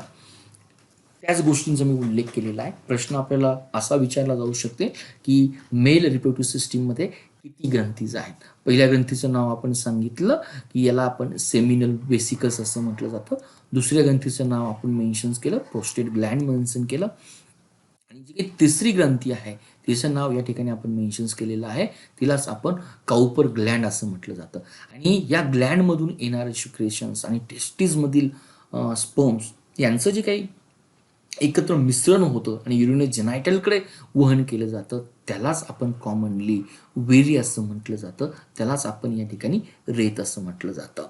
आता नेक्स्ट पद्धतीनं आपण ही पाहिली मेलची रिप्रोडक्टिव्ह सिस्टीम पाहिली. आता कम्पॅरेटिव्ह फिमेलची रिप्रोडक्टिव्ह सिस्टीम जर पाहिली तर समजायला इझीस्ट आहे. तर या मेलच्या रिप्रोडक्टिव्ह सिस्टीम्समध्ये ही जी काही उदर पोकळी आहे किंवा जी काही ॲब्डिमन कॅव्हिटी जी काही आहे ॲब्डोमिनच्या बाहेर आहे, परंतु फिमेल रिप्रोडक्टिव्ह सिस्टीमचे सर्व ऑर्गन्स हे आपल्या उदर पोकळीतच आहे किंवा आपण त्याला म्हणूया की ॲब्डोमिनल कॅव्हिटीजमध्ये आहेत.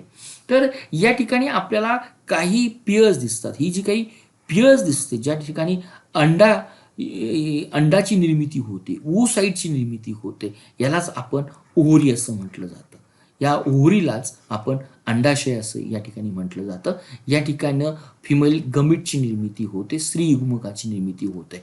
हे आहे ओव्हरी.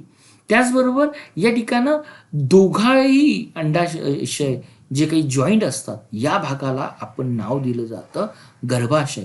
इंग्लिशमध्ये आपण त्याला युटेरस असं म्हटलं जातं. आणि शेवटचा जो काही भाग आहे या ठिकाणी जॉईन होणारा याला आपण वजायना असं म्हटलं जातं की या ठिकाणी वजायना during the sexual intercourse sperms हे इथे रिसीव्ह होतात आणि वजायनातून थ्रू युटेरसमध्ये आणि युटेरस नंतर या ठिकाणी ओव्हिडक्ट्स किंवा अंडनलिकेमध्ये या ठिकाणी येणारा हा स्पर्म्स हा घटक असेल आणि या ठिकाणी येणारा हा अंड घटक असेल. त्यांचं या ठिकाणी फर्टिलायझेशन होतं, या ठिकाणी झायगोटची निर्मिती होते. म्हणजेच लैंगिक प्रजनन करण्यासाठी हे फिमेल रिप्रोडक्टिव्हचे पार्ट समजणं आपल्याला सर्वात महत्त्वाचं आहे. अजून या स्लाइड्समध्ये ज्यावेळेस स्त्री ही वयात येते, म्हणजे साधारणपणे 10 ते 15 वर्षाची स्त्री असते, त्यावेळेस या ओव्हरीमध्ये साधारणपणे जे अपरिपक्व अंड असतात त्यांची संख्या जर पाहिली तर ही मोर दॅन 20 लाख ते 40 लाख इतकी असते. परंतु दर महिन्याला प्रत्येक ओव्हरी अल्टरनेटिव्हली, म्हणजे ह्या महिन्यामध्ये जर या ओव्हरीने अंडाची जर निर्मिती जर केलेली असेल तर दुसऱ्या महिन्यामध्ये ही ओव्हरी एक दुसऱ्या अंडाची निर्मिती करेल. साधारणपणे स्त्रीचा रिप्रोडक्टिव्ह एज जर पाहिला, म्हणजे मॅच्युरिटी किंवा प्युबर्टी येण्याचा कालावधी आहे 15 आणि हे फिमेल रिप्रोडक्टिव्ह सायकल्स त्यापासून अंडनिर्मिती स्टॉप होण्याचा कालावधी, ज्याला शास्त्रीय भाषेमध्ये आपण रोजो निवृत्ती किंवा मेनोपॉज म्हटलं जातं, हा कालावधी साधारणपणे 35 ते 50 वर्षाचा आहे. म्हणजे अपरिपक्व अंड जे काही स्त्रीच्या रिप्रोडक्टिव्ह सिस्टीममध्ये किंवा ओव्हरीमध्ये असतं ते साधारणपणे 20 ते 40 लाख असतात. परंतु दर महिन्याला या अंडपेशी किंवा ओव्हरी आळीपाळीनं oocyteची निर्मिती करतात, एक्सेलची निर्मिती करतात. हा जर हिशोब जर पाहिला तर स्त्रीच्या उभ्या आयुष्यामध्ये साधारणपणे 400 अंडपेशीची निर्मिती होते किंवा एक पेशीची निर्मिती होते. हे आपण या ठिकाणी समजून घेणं गरजेचं आहे. आता गमेट फॉर्मेशन्स हे कशा पद्धतीने होतं? गमेट फॉर्मेशन्स होण्यासाठी आपल्याला मेल पार्टनर, मेलच्या टेस्टीजमधून जे काही सिमेन आहे, सिमेनमध्ये जो काही असणारा स्पर्म्स आहे, शुक्राणू पेशी आहे, त्याचबरोबर फिमेलच्या ओव्हरीपासून अंड पेशीपासून निर्माण होणारा जो काही एग सेल्स आहे, ज्यावेळेस या दोघांचं कॉम्बिनेशन होईल, या दोघांचं कॉम्बिनेशन झाल्यानंतर जो काही कॉमन घटक या ठिकाणी निर्माण होईल त्यालाच आपण युग्मनज असं म्हटलं जातं. आणि हे जे काही एग आहेत, स्पर्म पेशी आहेत, यांचं यापासून एक मिओसिस होतं, त्यालाच आपण अर्धसूत्री विभाजन असं म्हटलं जातं. आणि अर्धसूत्री विभाजनाच्या थ्रू आपल्याला हे कॉम्बिनेशन्स होतं, हे गमेट फॉर्मेशन्स होतं. आणि हेच गमेट फॉर्मेशन्स ज्यावेळेस एकत्र येतं त्याच वेळेस आपण त्याला झायगोट असं म्हटलं जातं. आणि साधारणपणे पुरुषांमध्ये टेस्टिसपासून स्पर्मची निर्मिती ही पूर्णपणे संपूर्ण आयुष्यभर ही चालू असते. परंतु स्त्री प्रजनन संस्थेच्या अंगाने जर विचार केला तर स्त्री प्रजनन संस्थेमध्ये किंवा मानवातील स्त्रियांमध्ये अंडपेशीची निर्मिती ही रजोनिवृत्ती म्हणजे मेनोपॉज झाल्यानंतर पूर्णपणे स्टॉप केली जाते. जे मागच्या स्लाइड्स मी तुम्हाला मेन्शन केलं, साधारणपणे 400 अंडपेशीज केवळ स्त्री ही निर्माण करू शकते किंवा तिची फिमेल रिप्रोडक्टिव्ह सिस्टीम या ठिकाणी निर्माण करू शकते. फलन, की फलन हे कुठं होतं की या ठिकाणचा स्पर्म्स आणि या ठिकाणचा एग सेल यांचं कॉम्बिनेशन्स कुठं होतं. मागच्या स्लाइड्समध्ये आपण फिमेल रिप्रोडक्टिव्ह सिस्टीम जर पाहिली तर या ठिकाणी हा जो काही भाग आहे, अंडनलिकेचा जो काही भाग आहे, या ठिकाणी ही जी काही ओव्हरी आहे, या ओव्हरीला, या ओव्हरीपासून हा अंड तयार होतो. हा अंड या ठिकाणी येतो आणि ही जी काही ओव्हिडक्ट्स आहे किंवा अंडनलिका आहे, या ठिकाणी आपल्याला इथून येणारा स्पर्म्स आणि या ठिकाणची जी काही अंडपेशी आहे यांचं कॉम्बिनेशन्स होतं. म्हणजे आपल्याला ओव्हिडक्ट्समध्ये हा झायगोटची निर्मिती होते. आणि झायगोटची निर्मिती ही सर्वात महत्त्वाची आहे. या ठिकाणी अजून एक महत्त्वाचं आपण लॉजिक या ठिकाणी समजून घेऊया की साधारणपणे पुरुषाच्या संदर्भामध्ये आणि स्त्रीच्या संदर्भामध्ये की 40-45 वर्षाची स्त्री झाल्यानंतर शक्यतो तिला प्रेग्नन्सी अलाउड केलं जात नाही. कारण ज्यावेळेस 40-50 वर्षाची स्त्री होते त्यावेळेस तिच्या ओव्हरीमध्ये जे काही अंडपेशी निर्माण होणारी आहे, जी काही oocyte निर्माण होणारी आहे, ती देखील साधारणपणे 40 ते 50 वर्ष इतक्या कालावधीची जुनी असते. आणि या अंडपेशीमध्ये या ओव्हरीतील पेशींपासून परत जर अंड निर्माण होण्याची जर प्रक्रिया जर करायची असेल तर कम्पॅरेटिव्हली 40-50 वर्षानंतर या सेल्स ज्या काही आहेत ओव्हरीतील इफिशियंटली काम करत नाही. त्यामुळे इफिशियंटली काम करत नसल्यामुळे त्यांचं विभाजन देखील इफिशियंटली होत नाही. त्यामुळं एक जो काही निर्माण होतो तो एक हा डिफेक्टिव्ह निर्माण होतो. आणि जर डिफेक्टिव्ह निर्माण जर होत असेल तर येणाऱ्या पुढील पिढीमध्ये देखील काही व्यंग येतात. जे व्यंगचं उदाहरण आपल्याला दिलेलं आहे त्यालाच आपण डाऊन सिंड्रोम्स असंही म्हटलं जातं. त्यामुळे शक्यतो 45 ते 50 या वयामध्ये स्त्रीकडून प्रेग्नन्सी ही नाकारली जाते किंवा डॉक्टर ती न करण्याचा सल्ला देतात. त्यामागील रिझन हेच आहेत. कारण 40 ते 50 वर्षाच्या स्त्रीमध्ये जे एग सेल्स निर्माण होतात ते देखील डिफेक्टिव्ह असण्याचा चान्सेस सर्वात जास्त असतं. कारण ज्याच्यापासून ते निर्माण होतात त्या ग्राफिकल फोलायकल्स तो जवळजवळ 40 ते 50 वर्ष या ठिकाणी जुना असतो. आता मानवामधील लिंग निश्चितीसाठी कुठला घटक जबाबदार आहे? पुरुष जबाबदार आहे की स्त्री घटक जबाबदार आहे हे आपण या ठिकाणी पाहणार आहोत. या ठिकाणी हा जो काही मेल आहे, मेलच्या संदर्भात आपण पाहिलंय या ठिकाणी हा टेस्टीज आहे. टेस्टीज काय आहे तर 2n आहे. 2n याचा अर्थ काय तर याचा अर्थ याच्यामध्ये 40 प्लस XY ही गुणसूत्र आहे.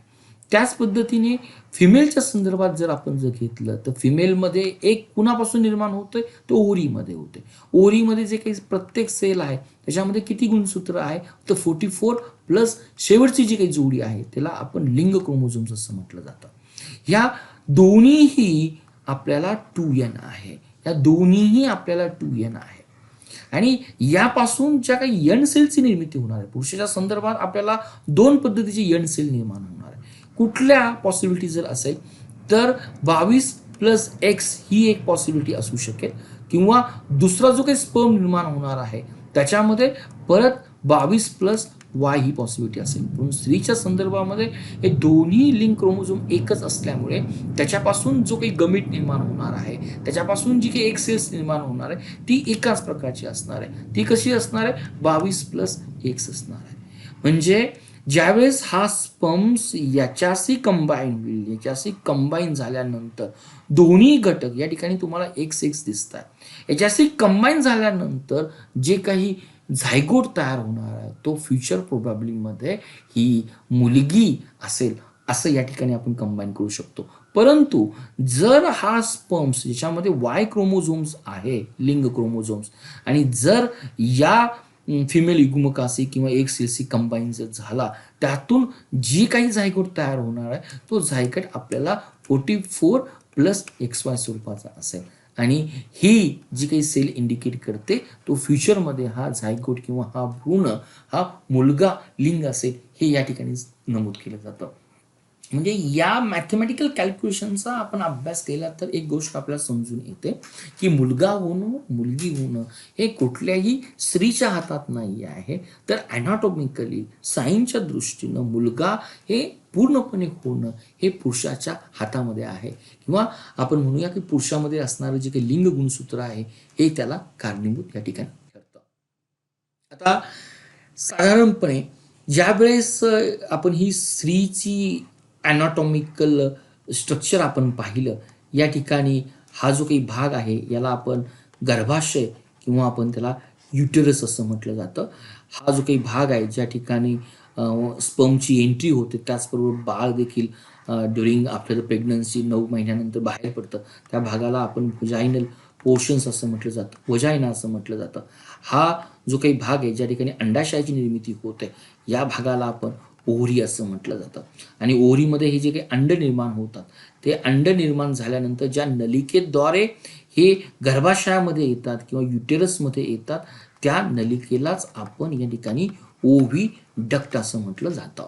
आणि या ठिकाणं दोघांचं कॉम्बिनेशन झाल्यानंतर हे जो काही भ्रूण आहे हा जो काही झायगोट आहे हा झायगोट या ठिकाणच्या असणाऱ्या सिलिया किंवा या ओव्हिडक्टमध्ये असणाऱ्या सिलिया स्ट्रक्चर्समुळे हा नंतरच्या काळामध्ये साधारणपणे 9 महिन्याच्या काळामध्ये त्याचं इम्प्लांटेशन हे युटेरसला होतं आणि गर्भाशयाला होतं आणि 9 महिन्यानंतर या भ्रूणापासूनच आपलं फिटस किंवा ही बाळ निर्मिती होते.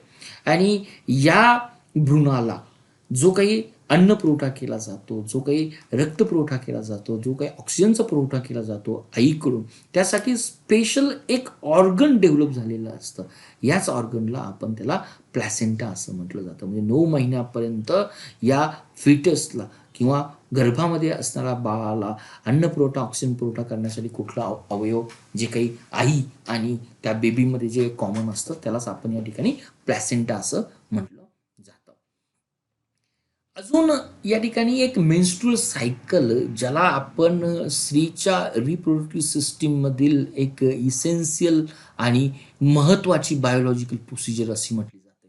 साधारणपणे दर 28 आणि 30 दिवसांनी तिची पुनरावृत्ती होत असते. त्यालाच आपण ऋतुचक्र असंही म्हटलं जातं किंवा त्यालाच आपण आर्तव चक्र असं म्हटलं जातं. ती इज अ खासियत ऑफ प्राण्यांमध्ये किंवा फिमेल रिप्रोडक्टिव्ह सिस्टीममध्ये आपल्याला दिसून येत आहे. आता ह्या फिमेल रिप्रोडक्टिव्ह सिस्टीममध्ये दर 1 ते 28 दिवसाचा कालावधी आहे. 1 ते 28 दिवसाच्या कालावधीमध्ये पहिल्यांदा 4 ते 5 दिवसामध्ये आपण त्याला ब्लिडिंग होणं असं म्हटलं जातं. ब्लिडिंग होणं हे एक एमसीचं लक्षणच आहे. आणि नंतरचा जो काही काळ आहे अप टू 28 दिवसांच्या पिरियड्समध्ये 28 दिवस कंप्लीट झाल्यानंतर जर हे फर्टिलायझेशन सक्सेसफुल झालं, म्हणजे या ठिकाणी 14व्या दिवसानंतर एगची निर्मिती होते आणि जर हा एग आणि स्पर्म्स यांचं जर कॉम्बिनेशन झालं, सक्सेसफुली जर कॉम्बिनेशन झालं, जर झायगोट निर्माण झाला, तर डेफिनेटली बाळाची पूर्णपणे वाढ होईपर्यंत 9 महिने किंवा त्याचं पूर्णपणे दुग्धपालन होईपर्यंत हे सायकल पूर्णपणे स्टॉप होतं किंवा काही काळासाठी थांबवलं जातं. परंतु जर ब्लिडिंग झाल्यानंतर, पहिलीच डायग्राम्स आहे, 14 दिवसानंतर एगची निर्मिती झाल्यानंतर जर हे फर्टिलायझेशन सक्सेसफुल झालं नाही, तर परत 28 दिवस झाल्यानंतर परत हे ब्लिडिंग कंटिन्यूस होतं. म्हणजे परत 28 दिवसानंतर परत 1 ते 28 दिवसाचा सायकल हा कंटिन्यू चालत असतो. या सायकलच्या निर्मितीमध्ये आपल्या शरीरातील संप्रेरके जी कार्यरत करत असतात, ती 4 संप्रेरके कार्यरत करत असतात, जी पिट्युटरी ग्लँडमधून किंवा पीयूषिका ग्रंथीतून बाहेर केली जातात. त्यालाच आपण फोलायकल स्टिम्युलेटिंग हार्मोन्स असं म्हटलं जातं. हे फोलायकल स्टिम्युलेटिंग हार्मोन्स, याच्यापासून जे काही हार्मोन्स बाहेर पडतं त्या हार्मोन्सलाच आपण इस्ट्रोजन असं म्हटलं जातं. म्हणजे युटेरसला एक प्रेग्नन्सीसाठी तयार करणं, तिच्यावर इम्प्लांटेशन करण्याचं काम जे काही हार्मोन करतं त्याला आपण इस्ट्रोजन असं म्हटलं जातं. आणि जे काही ल्युटिनायझिंग जे काही हार्मोन्स आहे, हे ल्युटिनायझिंग हार्मोन्स हे देखील फोलायकल स्टिम्युलेटिंग हार्मोनच्या नंतर जे काही आपल्याला कॉर्पस लुटियम तयार होतं, या कॉर्पस लुटियमच्या वर इफेक्ट करून त्यापासून देखील इस्ट्रोजन्स आणि प्रोजेस्ट्रॉन ही 2 हॉर्मोन या ठिकाणी आपल्याला तयार होताना दिसतात. म्हणजे एकूण मेन्स्ट्रुअल सायकल्समध्ये ही जी काही नॅचरल प्रक्रिया आहे, दर 28 दिवसांनी रिपीट होणारी प्रक्रिया आहे. परंतु जर फर्टिलायझेशन झालं, जर झायगोट निर्माण झाला, तर 9 महिने आणि जोपर्यंत दुग्धपान करत असते आई, तोपर्यंत हे सायकल नॅचरली स्टॉप केलं जातं. परंतु फर्टिलायझेशन सक्सेसफुल झालं नाही, तर दर 28 दिवसानंतर हे सायकल ब्लिडिंग होणं कंटिन्यूस चालू असतं. फिमेल सिस्टीम्समध्ये एंडोमेट्रियम्स डेव्हलप होणं, रप्चर्स होणं, ही घटना जी काही कंटिन्यूस चालू असते. त्या ठिकाणी जे काही 4 हार्मोन्स आपल्याला महत्त्वाचे पडतात, त्यामध्ये आपण मेन्शन्स केलं. एक FSS फोलायकल स्टिम्युलेटिंग हॉर्मोन्स आहे, जे इस्ट्रोजनला किंवा फोलायकलला स्टिम्युलेट करतं, जेणेकरून त्यापासून इस्ट्रोजनची निर्मिती होते. दुसरं जे काही हार्मोन्स आहे ल्युटिनायझिंग हार्मोन, ते कार्पस ल्युटियसला मोटिवेट करतं, स्टिम्युलेट करतं आणि त्यापासून आपल्याला प्रोजेस्ट्रॉन या हार्मोनची निर्मिती होते. पुस्तकामध्ये हा एक चार्ट दिलेला आहे. तो चार्ट आपण अगदी सिंपल पद्धतीने समजून घेण्याचा प्रयत्न करूया. यामध्ये 101 ते 28 दिवसामध्ये युटेरसमध्ये काय चेंजेस होतात हे आपण मेन्शन्स केलेलं आहे. त्याचबरोबर 1 ते 28 दिवसामध्ये ओव्हरीमध्ये किंवा अंडाशयामध्ये काय चेंजेस होतात हे आपण मेन्शन्स केलेलं आहे. पहिल्यांदा आपण युटेरस पाहूया. या ठिकाणचा हा कालावधी दिलेला आहे. या युटेरसमध्ये पहिल्या 1 ते 5 दिवसामध्ये की याला आपण ब्लिडिंग होतं, यालाच आपण पिरियड ऑफ मेन्स्ट्रुएशन असं म्हटलं जातं. आणि 5 दिवसानंतर तर अप टू 14व्या दिवसामध्ये, म्हणजे जर ओव्हरीमध्ये अंडाशयाची निर्मिती झाली आणि अंडाशय जर निर्माण झाला तर या अंडाशयाच्या निर्मितीमध्ये होत असताना फोलायकल स्टिम्युलेटिंग जो काही इस्ट्रोजन हार्मोन निर्माण करतं, त्या इस्ट्रोजन हार्मोन्समुळं हे जे काही युटेरसचं जे काही एंडोमेट्रियम्स आहे या ठिकाणी त्याची वाढ होते. आपल्याला हे अधिक थिकनेस झालेला दिसतो. मेन पर्पज काय आहे, एंडोमेट्रियमला किंवा युटेरसला प्रेग्नन्सीसाठी मोर प्रिपेअर तयार करणं, मोर थिकनेस देण्याचं काम करणं हे असं महत्त्वाचं कार्य असतं. आणि 14व्या दिवसानंतर जर फोलायकलमधून रप्चर होऊन जर एक सेल बाहेर पडला, जर एक सेलची निर्मिती जर होत असेल तर त्या प्रोसिजरला आपण ओव्ह्युलेशन असं म्हटलं जातं. आणि ज्यावेळेस हा एक सेल्सचं स्पर्मशी कॉम्बिनेशन होईल त्यावेळेस प्रेग्नन्सी कंटिन्यू होणार आहे. परंतु जर हा एक सेल जर स्पर्मशी फर्टिलाइज नाही झाला, कंबाईन जर झाला नाही तर या ठिकाणी हे मेन्स्ट्रुअल सायकल परत पुन्हा कंटिन्यूअस होणार आहे. जे मी उल्लेख केला तुम्हाला की फोलायकल स्टिम्युलेटिंग हार्मोन हे फोलायकल वर्कआउट करतं, त्यापासून इस्ट्रोजन निघतं आणि ल्युटिनायझिंग हार्मोन जे काही पिट्युटरी ग्लँड म्हणून असतं काम करतं, त्यापासून या कार्पोस ल्युटियमपासून हे प्रोजेस्टेरॉन हार्मोन निघतं आणि प्रोजेस्टेरॉन हार्मोन देखील या एंडोमेट्रियमला किंवा युटेरसला प्रेग्नन्सीसाठी तयार करण्याचं काम सर्वात महत्त्वाचं काम करतं. याच प्रोजेस्टेरॉन हार्मोनमुळं युटेरसमधील सिक्रेशन ऑफ ग्लँडचं होऊन एंडोमेट्रियम तयार होतो. परंतु जर हे फर्टिलायझेशन जर झालं नाही तर या ठिकाणी जो काही पांढरा भाग तयार होतो त्या भागाला कार्पोस ल्युटियम्सपासून आपण कार्पोस अल्बिकम असं म्हटलं जातं. आणि फर्टिलायझेशन जर झालं नाही, एक सेल आणि स्पर्मचं कॉम्बिनेशन जर झालं नाही तर या कार्पोस अल्बिकम पासून प्रोजेस्टेरॉन आणि इस्ट्रोजन या हार्मोनची निर्मिती स्टॉप केली जाते. आणि डेफिनेटली जर हार्मोनची निर्मिती स्टॉप झाली तर पुढची प्रेग्नन्सी कंटिन्यू होत नाही, म्हणजे मेन्स्ट्रुअल सायकल या ठिकाणी आपल्याला कंटिन्युअस जाताना दिसतं. तर याच गोष्टी आपण मेन्शन्स केलेल्या आहेत. 4 हार्मोन्स मी मेन्शन केली. पहिलं हार्मोन्स इस्ट्रोजन्स जे फोलायकलमधून बाहेर पडतं, ते गर्भाशयाची एंडोमेट्रियमची वाढ होण्यासाठी आपल्याला सर्वात महत्त्वाचं आहे. 14व्या दिवशी ल्युटिनायझिंग हार्मोनच्या प्रभावामुळे जे काही सिस्ट आहे, फोलायकल जे काही आहे ते पूर्णपणे ब्रेकडाऊन होतं आणि त्यापासून जे काही एक बाहेर निघतो, जे ओव्हासाईड बाहेर निघतं, त्या प्रोसिजरला आपण ओव्ह्युलेशन्स असं म्हटलं जातं. आणि ओव्ह्युलेशन झाल्यानंतर अंडपेशी बाहेर पडल्यानंतर जो काही भाग राहतो त्याला कार्पोस ल्युटिकम असं म्हटलं जातं. आणि या कार्पोस ल्युटिकमधून आपल्याला इस्ट्रोजन आणि प्रोजेस्टेरॉन हे हार्मोन निघतात. त्यातली प्रोजेस्टेरॉन जे काही हार्मोन्स आहेत ते आपल्या एंडोमेट्रियममधील ग्रंथींचं सिक्रेशन करण्यासाठी, त्याचबरोबर इम्प्लांटेशन करण्यासाठी महत्त्वाची भूमिका अदा करत असतं. नंतर जर हा परत मी मुद्दा रिपीट करतो जो या स्लाइड्समध्ये महत्त्वाचा आहे, जर प्रेग्नन्सी झाली नाही, 24 तासामध्ये जर कॉम्बिनेशन झालं नाही तर एक कार्पोस अल्बिकम जो काही श्वेतपिंड राहतं त्या श्वेतपिंडातून कुठलेही इस्ट्रोजन आणि प्रोजेस्टेरॉन हे हार्मोन सिक्रेट होत नाहीत. आणि जर इस्ट्रोजन आणि प्रोजेस्टेरॉन सिक्रेट जर होत नसेल तर परत MC पिरियड चालू होतो आणि पहिल्या 5 दिवसामध्ये परत योनी मार्गाद्वारे प्रचंड मोठा रक्तस्राव या ठिकाणी चालू होतो. अजून या पुस्तकामध्ये जे काही लैंगिक आरोग्य आहे, सेक्शुअल हेल्थ जी काही मेन्शन्स केलेली आहे खास पद्धतीने स्त्रीच्या संदर्भामध्ये, की जर हे जेनायटल पार्ट्स, फिमेल रिप्रोडक्टिव्ह पार्ट्स जर आपण त्यांचं आरोग्य जपलं नाही तर जीवाणूमुळे आपल्याला 2 डिसीज निर्माण होतात. त्या डिसीजचं नावही दिलेलं आहे. एकाचं नाव दिलेलं आहे सिफिलिस आणि दुसऱ्याचं नाव दिलेलं आहे गोनोरोहिया. नॉट ओनली स्त्रीमध्ये पण पुरुषांमध्ये देखील हे 2 STD म्हणजे सेक्शुअली ट्रान्समिटेड डिसीज किंवा जेनाटाईल पार्ट्समध्ये हे जे 2 आजार मेन्शन्स केलेले ते कोणामुळे होतात तर त्यांचं पॉझिटिव्ह एजंट जो काही आहे त्याला आपण बॅक्टेरिया असं म्हटलं जातं किंवा जीवाणू असं म्हटलं जातं. सिफिलिसची कंडिशन्स काय असते? सिफिलिसच्या कंडिशन्समध्ये मोस्टली आपल्याला आपल्या जेनाटाइल्स पार्टमध्ये जे पॅचेस निर्माण होतात, जे पॅचेस आपण त्याला म्हणतो की पुरळ आल्यासारखे निर्माण होतात, रेड कलरचे पॅचेस निर्माण होतात. त्याचबरोबर जॉईंटला एक ट्रिमेंडस अमाऊंटचं पेनही आपल्याला दिसतो. आणि गोनोरिया या कंडिशन्समध्ये हा जो काही होतो त्यासाठी जो जीवाणू रिस्पॉन्सिबल आहे त्या गोनोरिया नायझेरिया हा जीवाणू रिस्पॉन्सिबल. रोहिया म्हणजे फ्लो होणं, म्हणजे पेनिसमधून आणि वजायनल पोर्शनमधून जो पससारखा पोर्शन यातून बाहेर पडतो, ही याची 2 सिम्पटम्स आहे. म्हणजे लैंगिक आरोग्यामध्ये की लैंगिक आरोग्य हे पर्यायानं आपलं मानसिक आरोग्य, पर्यायानं आपलं सोशल आरोग्य यासाठी सर्वात महत्त्वाचा असतो. आणि स्त्रीच्या संदर्भामध्ये मासिक पिरियडच्या काळामध्ये जो काही रक्तस्राव होतो, त्या रक्तस्रावाच्या काळामध्ये कंटिन्युअस काळजी घेणं महत्त्वाचे असते. आणि जर काळजी जर घेतली नाही तर आपल्याला या 2 पद्धतीचे आजार होतील. त्या 2 आजारांचा उल्लेखही मी या ठिकाणी केलेला आहे. यालाच आपण सायफेलियस आणि गोनोरिया असं म्हटलेलं आहे. तर सायफेलियस जो काही आजार जो काही होतो तो आजार जीवाणूमुळे होतो आणि गोनोरिया हा आजार देखील आपल्याला जीवाणूमुळे होऊन जातो. तर अपत्यहीन किंवा काही वेळेस दाम्पत्याला अपत्य होत नाही.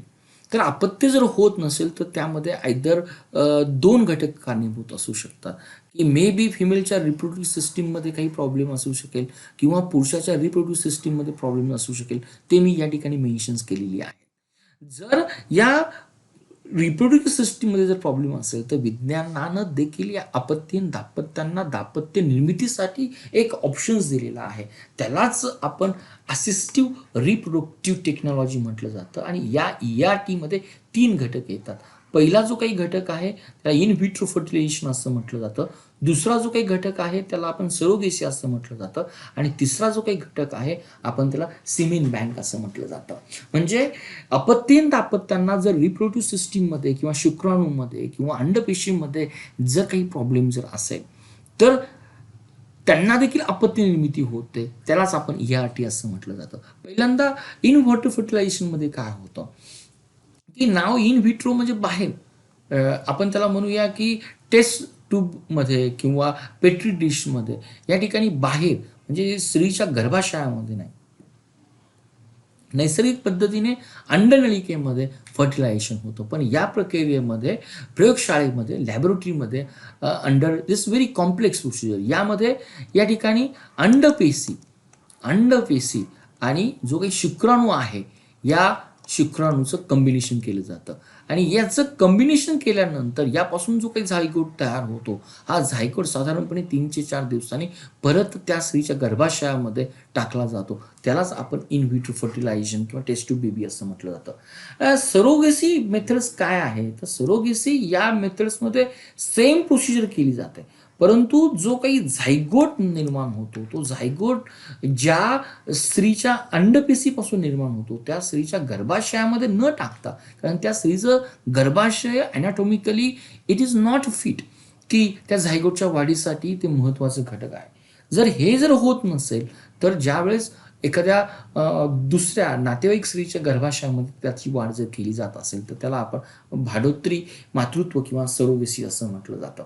आणि तिसरी, पुरुषाच्या संदर्भात जर त्याच्या शुक्राणूमध्ये काही दोष असेल, शुक्राणू जर सर्व स्वरूपाचे मृत स्वरूपाचे असेल किंवा शुक्राणूची संख्या जर कमी असेल, तर त्यांची मोटिलिटी जर कमी असेल तर त्या ठिकाणी हा एक ऑप्शन दिलेला आहे की त्याला आपण स्पर्म बँक असं म्हटलं जातं. किंवा या बँकेमध्ये आपले जे काही शुक्राणू आहे आपण होल लाईफपर्यंत क्रायोप्रिझर्वेशन या टेक्नॉलॉजीने आपण त्या ठिकाणी सोडू शकतो. म्हणजे जरी नॅचरल अनाटॉमिकल कंडिशन रिप्रोडक्टिव्ह सिस्टीममध्ये काही डिफॉल्ट असेल तरी आधुनिक तंत्रज्ञानाचा वापर करून अपत्यहीन दाम्पत्यांना अपत्य देण्याचा प्रयोग हा सक्सेसफुल विज्ञानाने या ठिकाणी केला आहे, आपण असं या ठिकाणी निश्चित म्हणू शकू. आता शेवटच्या पार्टमध्ये आपण जातो. हा चॅप्टर मोठा आहे परंतु स्पर्धा परीक्षेच्या दृष्टीने आपल्याला सर्वात पाहणंही देखील महत्त्वाचं आहे. आपण शेवटच्या पार्टमध्ये जातो. या ऋतुचक्रामध्ये मेन्स्ट्रुअल सायकल्समध्ये 2 पद्धतीने आपल्याला कधी कधी 2 ट्विन्स दिसतात किंवा जुळी निर्माण होताना दिसतात. ही जुळी एक अनॅटॉमिकली कशा पद्धतीने असतात, तर त्याला 2 पद्धतीची जुळी निर्माण होतात. यालाच आपण द्वियुग्मजी किंवा एक युग्मजी जुळ असं म्हटलं जातं. त्यालाच आपण डाय झायगोटिक असं म्हटलं जातं किंवा मोनोझायगोटिक असं म्हटलं जातं. पहिला आपण प्रकार पाहतो डायझायगोटिक. या कंडिशनमध्ये काय होतं की नेहमी आपण असंही म्हटलं जातं की ज्या वेळेस या युटेरसमध्ये अंडपेशीमध्ये या अंडपेशींपासून एकच निर्मिती होते, परंतु कधी कधी या ओव्हरीतील एक निर्माण न होता जर 2 एग निर्माण झाले आणि हे 2 एग्ज जर ओव्हिडक्ट मध्ये 2 स्पर्मशी जर कंबाईन जर झाले तर यापासून जे काही झायगोट तयार होणार आहे, या झायगोटपासून जे जुळे तयार होतात त्याला आपण द्वियुग्मजी जुळे असं म्हटलं जातं. म्हणजे हा झायगोटपासून पूर्ण एका बाळाची निर्मिती होईल, या झायगोटपासून परत दुसऱ्या बाळाची निर्मिती होईल. सर्वात महत्त्वाचं, ही जनुकीय दृष्ट्या पूर्णपणे वेगळी असतात आणि हे आयदर एका सेक्सचे असेल, म्हणजे दोन्ही भाऊ असेल किंवा दोन्ही बहिणी असेल किंवा एक भाऊ असेल किंवा एक बहिणी असेल. का असं होतं? कारण हे जे काही दोन भ्रूण तयार झालेले आहे, हे दोन सेपरेट युग्मनजापासून किंवा झायगोटपासून तयार झालेले आहेत. त्यामुळं हे मे बी लैंगिकदृष्ट्या सारखेच असतील किंवा लैंगिकदृष्ट्या हे वेगळे असतील, परंतु आपण याला डायझायगोमॅटिक असं म्हटलं जातं. डायझायगोमॅटिक असं म्हटलं जातं, कारण हे दोन्हीही भ्रूण हे दोन वेगवेगळ्या युग्मनापासून तयार झालेली आहे. एक्झॅक्टली याच्या अपोजिट जी दुसरी मेथड्स आहे, एक युग्मजी जुळे म्हटलं जातं. एक युग्मजी जुळे म्हणजे काय, की ओरीपासून जे काही अंड निर्मिती ही जी काही होते, या ठिकाणी दोन होत नाही, तर एकच ओरीपासून अंड निर्मिती या ओव्हियन डक्ट्समध्ये निर्माण होते. आणि हा एकच अंड निर्माण झाल्यानंतर काही कारणामुळं ज्यावेळेस स्पर्म्स या ठिकाणी याला कंबाईन करतो, साधारणपणे 8 दिवसानंतर या झायगोटचं, समजा 8 दिवसाच्या अगोदर याचं जर परत डिव्हिजन जर दोन झायगोटमध्ये जर होत असेल, तर यापासून जी काही भ्रूणाची निर्मिती होते त्याला आपण एक युग्मजित जुळे असं म्हटलं जातं. आणि ही जी काही जुळे येतात ते अगदी जनुकीय दृष्ट्या सारखीच असतात, ते तंतोतंत आपल्याला सारखीच दिसतात आणि याची दोन्ही लिंग सारखेच असतात. म्हणजे जे दोन भाऊ दोन बहिणी आपल्याला दिसतात ते कशामुळे निर्माण होतात, तर ते एकाच अंडपेशीपासून किंवा पर्यायानं एकाच झायगोटपासून निर्मिती होते. परंतु कंडिशन कधी आहे, जर झायगोट तयार झाल्यानंतर 8 दिवसाच्या आत जर या झायगोटपासून दोन पेशी निर्माण झाल्या, परंतु 8 दिवसाच्या नंतर जर या झायगोटचं जर विभाजन जर होत असेल, त्यातून जे काही दोन झायगोट तयार होतात, यातून जे काही दोन बाळ तयार होणार आहे ते थोडं शारीरिक व्यंग असणारे होणार आहे. यालाच आपण कंजाईन ट्विन्स असं म्हटलं जातं किंवा सियामीस ट्विन्स असं म्हटलं जातं. तर सियामीस ट्विन्स आणि कंजाईन्स ट्विन्समध्ये ह्या दोन भ्रूणांमध्ये काही अवयव हे आपल्याला चिकटलेले दिसतील. म्हणजे दोन्ही भ्रूण हे एक तर त्यांचे तोंड एकमेकाला चिकटलेले असतील किंवा पाठ एकमेकाला चिकटलेले असतील किंवा हात एकमेकाला चिकटलेले असतील. निसर्गामध्ये याचं प्रमाण खूप कमी आहे. ही स्लाइड्समध्ये आपण दोन गोष्टींचा या ठिकाणी ऊहापोह केला. ट्विन्स निर्माण हे दोन पद्धतीने होतात. जर ते दोन वेगवेगळ्या झायगोटपासून निर्माण होत असेल तर त्याला आपण द्वियुग्मजी ट्विन्स असं म्हटलं जातं. ते लैंगिकदृष्ट्या तंतोतंत सारखे नसतात, त्यामध्ये फरक असतो. ते मेल पण असू शकेल, फिमेल पण असू शकेल. परंतु जे ट्विन्स एक युग्मजी किंवा एका झायगोटपासून 8 दिवसाच्या आत निर्माण होतात ते लैंगिकदृष्ट्या सारखेच असतात, त्यांचा सेक्स देखील सारखेच असतो, त्यांचे लिंग समान असतात. परंतु 8 दिवसानंतर निर्माण झाले तर दोन्ही भ्रूण हे एकमेकाशी अवयवाच्या स्वरूपात एकमेकांना जॉईन झालेले असतात आणि याच्यामध्ये जे काही अवयव सामायिक असतात त्यामुळे आपण त्याला एक डिफॉल्ट ट्विन्स असंही देखील किंवा त्याला आपण शास्त्रीय भाषेमध्ये सियामीस किंवा कंजॉईंट ट्विन्स हे नाव दिलं जातं. आणि लास्टचा याता पुस्तकातला जो काही सेक्शन्स आपण या ठिकाणी दिलेला आहे, तर साधारणपणे 1901 पासून अगदी 2011 पर्यंत लोकशाहीचा विस्फोटाची कल्पना दिली. म्हणजे अत्यंत कमी कालामध्ये जर लोकसंख्या प्रचंड प्रमाणात जर वाढत झाला असेल तर आपण त्याला विस्फोट असं म्हणतो. भारताच्या संदर्भामध्ये हा विस्फोट आज आपण अनुभवत आहोत. तर आता 1901 मध्ये पहा, ही आपली लोकसंख्या 23 कोटी होती. 1951 मध्ये म्हणजे भारत स्वतंत्र झाल्यानंतर पहिल्यांदा जनगणना झाली त्यावेळेस 35 कोटी होती आणि आता 2011 मध्ये 121 कोटी आहे आणि आता 2021 मध्ये जी काही जनगणना होणार त्या जनगणनेमध्ये ही लोकसंख्या मे बी 135 कोटी असू शकेल, हे एक अनुमान आहे. म्हणजे या लोकसंख्येच्या विस्फोटाला जर आपल्याला उत्तर जर सापवायचं जर असेल तर शास्त्रीयदृष्ट्या वैज्ञानिकदृष्ट्या जो आपल्या नैसर्गिक साधन संपत्तीवर जो काही ताण पडतो, जेणेकरून एक बेरोजगारी वाढते, जेणेकरून एक पोव्हर्टी वाढते, दरडोई उत्पन्न आपलं कमी होतं, तर एक उपाय जो काही आहे कुटुंब नियोजनाचा उपाय आहे. आणि कुटुंब नियोजनाचा उपाय समजण्यासाठी आपल्याला ही मेल आणि फिमेल रिप्रोडक्टिव्ह सिस्टीम समजलं तर आपण या उपायांकडे लोकसंख्येचा कमी करण्यासाठी, विस्फोटाला एक रोखण्यासाठी एक डोळस नजरेनं पाहू शकेल असं आपण निश्चित या ठिकाणी म्हणू शकू. या चॅप्टरवर आधारित मी काही प्रश्न तुमच्याशी या ठिकाणी डिस्कस करणार आहे. पहिला आपण प्रश्न पाहूया. पहिला प्रश्न आपल्याला दिलेला आहे की सेल डिव्हिजन्स म्हणजे प्रजननामध्ये जी काही बेसिक प्रायोरिटी जी काही आहे पेशींचं विभाजन असं होतं. तर या सेल डिव्हिजनामध्ये की जी सिम्पलेस्ट फॉर्म्स आहे तो कुठला आहे, वाईल सेल डिव्हिजनामध्ये जो काही कॉम्प्लेक्स फॉर्म्स आहे तो कुठला कॉम्प्लेक्स फॉर्म्स आपण या ठिकाणी मेन्शन्स केलेला आहे.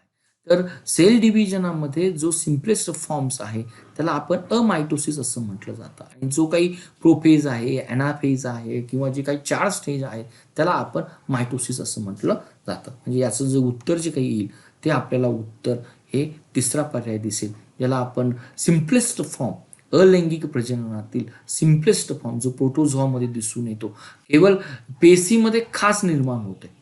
ही जी काही पेशी आहे याच्यामध्ये खास निर्माण होणार आहे आणि या खास निर्माण होऊन या पेशीपासून 2 जीवांची निर्मिती होणार आहे किंवा 2 सेलची निर्मिती होणार आहे. यामध्ये कुठल्याही फेजेस नसणार आहे, ना त्या ठिकाणी मायटोसिसच्या प्रोफेज ॲनाफेज असणार आहे. म्हणजे सिम्पलेस्ट फॉर्म केवळ एक पेशीमध्येच आणि आपल्याला अमिबासारख्या प्राण्यांमध्ये प्रोटोझोआमध्ये आपल्याला हे दिसून येतं. परंतु जी काही मायटोसिस जी काही प्रक्रिया आहे त्यामध्ये आपल्याला प्रोफेज दिसणार आहे, त्यामध्ये मेटाफेज दिसणार आहे, त्यामध्ये आपल्याला ॲनाफेज दिसणार आहे, त्यामध्ये टिलोफेज दिसणार आहे. प्रथम या केंद्रकाचं विभाजन होणार आहे. केंद्रकाचं विभाजन झाल्यानंतर आपल्याला त्यापासून 2 सेलची निर्मिती होणार आहे, सायटोप्लाझमची निर्माण. थोडक्यात सांगायचं मायटोसिस ही सिम्पलेस्ट फॉर्ममध्ये आहे, त्याचबरोबरची मायटोसिस ही एक मोर कॉम्प्लेक्स फॉर्म्समध्ये आहे. युग्मक निर्मितीमध्ये, गमीट निर्मितीमध्ये की कुठल्या डिव्हिजननी गुणसूत्रांची संख्या निम्मी होते किंवा हॅप्लॉइड होते, डिप्लॉइडचं हॅप्लॉइडमध्ये उत्तर. मायटोसिसमध्ये जर 2n असेल तर जी काही नवीन पेशी निर्माण होणार आहे ती 2n असणार आहे मायटोसिसमध्ये, त्याला आपण गुणसूत्री विभाजन असं म्हटलं जातं.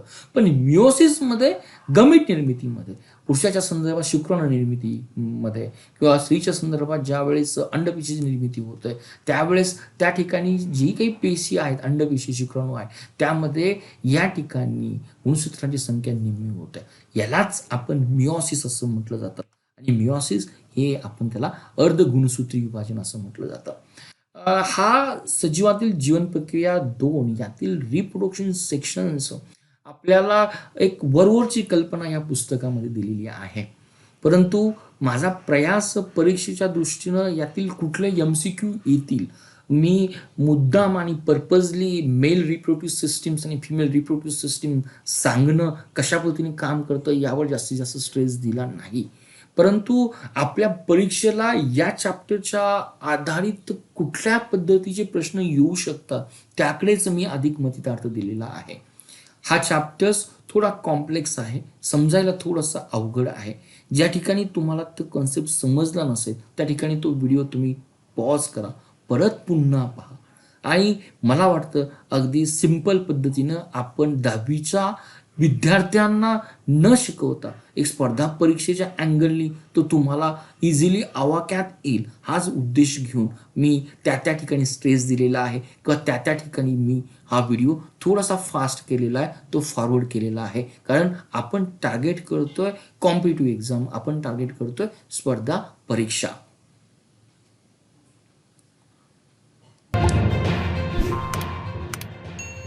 Thank you for watching Target with Professor Peace Positive Way. We request you to be a voluntary donator to become our Prime and Pride Motivator.